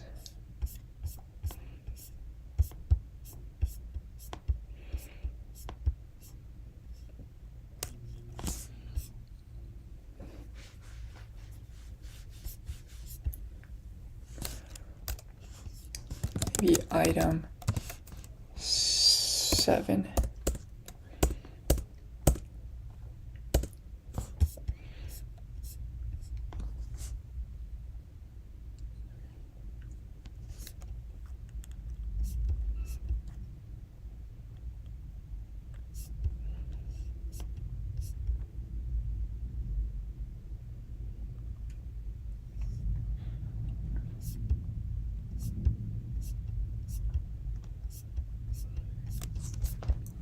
So they don't even have a geographical breakdown?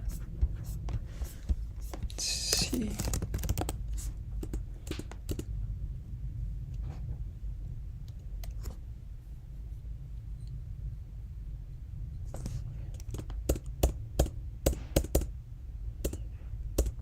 Oh wait.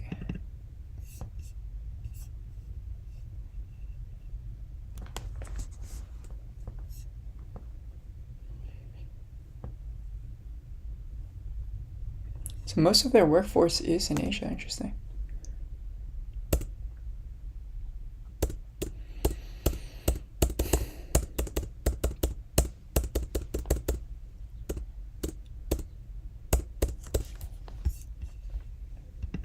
Okay.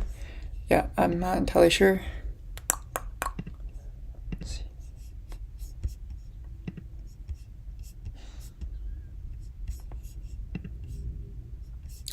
All right, what I do want to do though is probably start my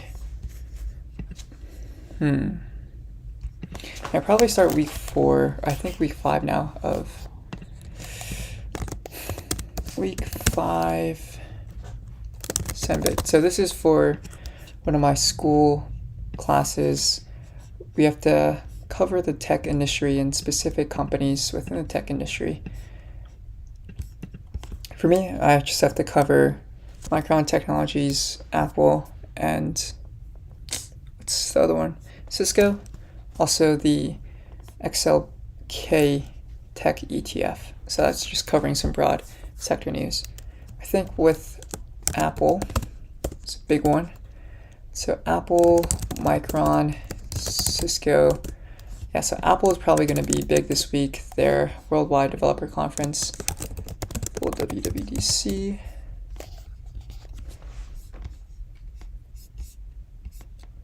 You know, yeah, this is kind of weird. I'm not probably.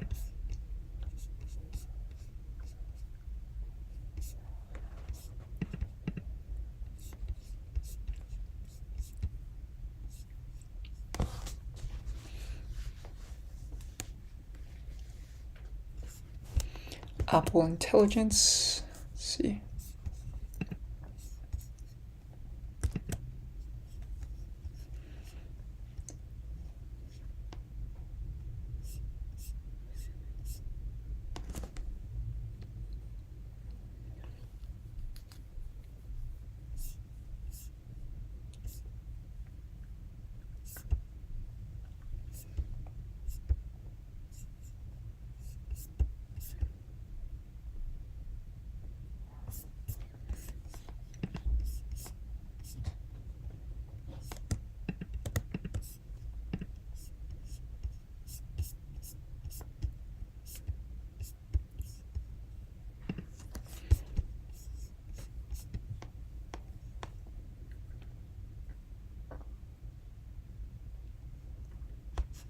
That's fair.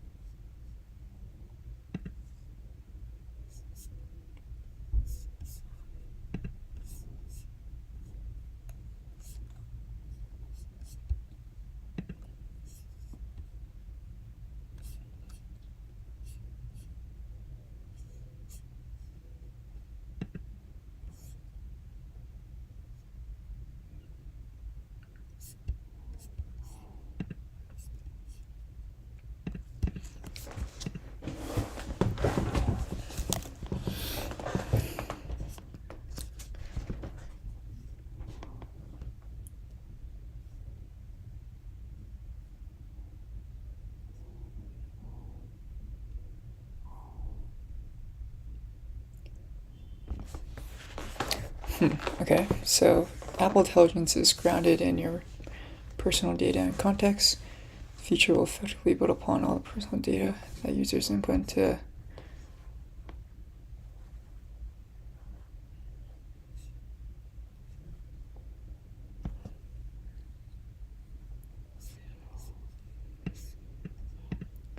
Apple is adding private cloud compute to the offering, a bid to increase privacy for highly personal data.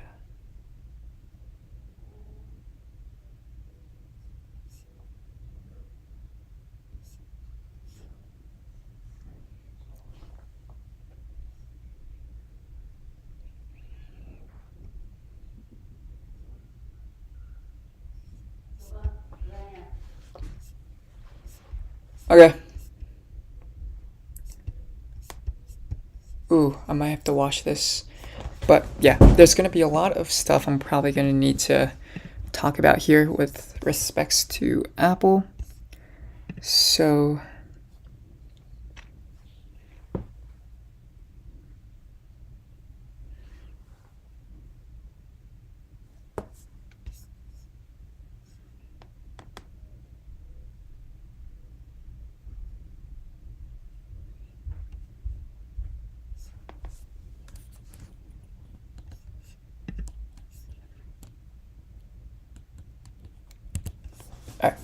yeah, thanks for watching. This was a longer stream today, but I'm glad I was able to stream a bit longer.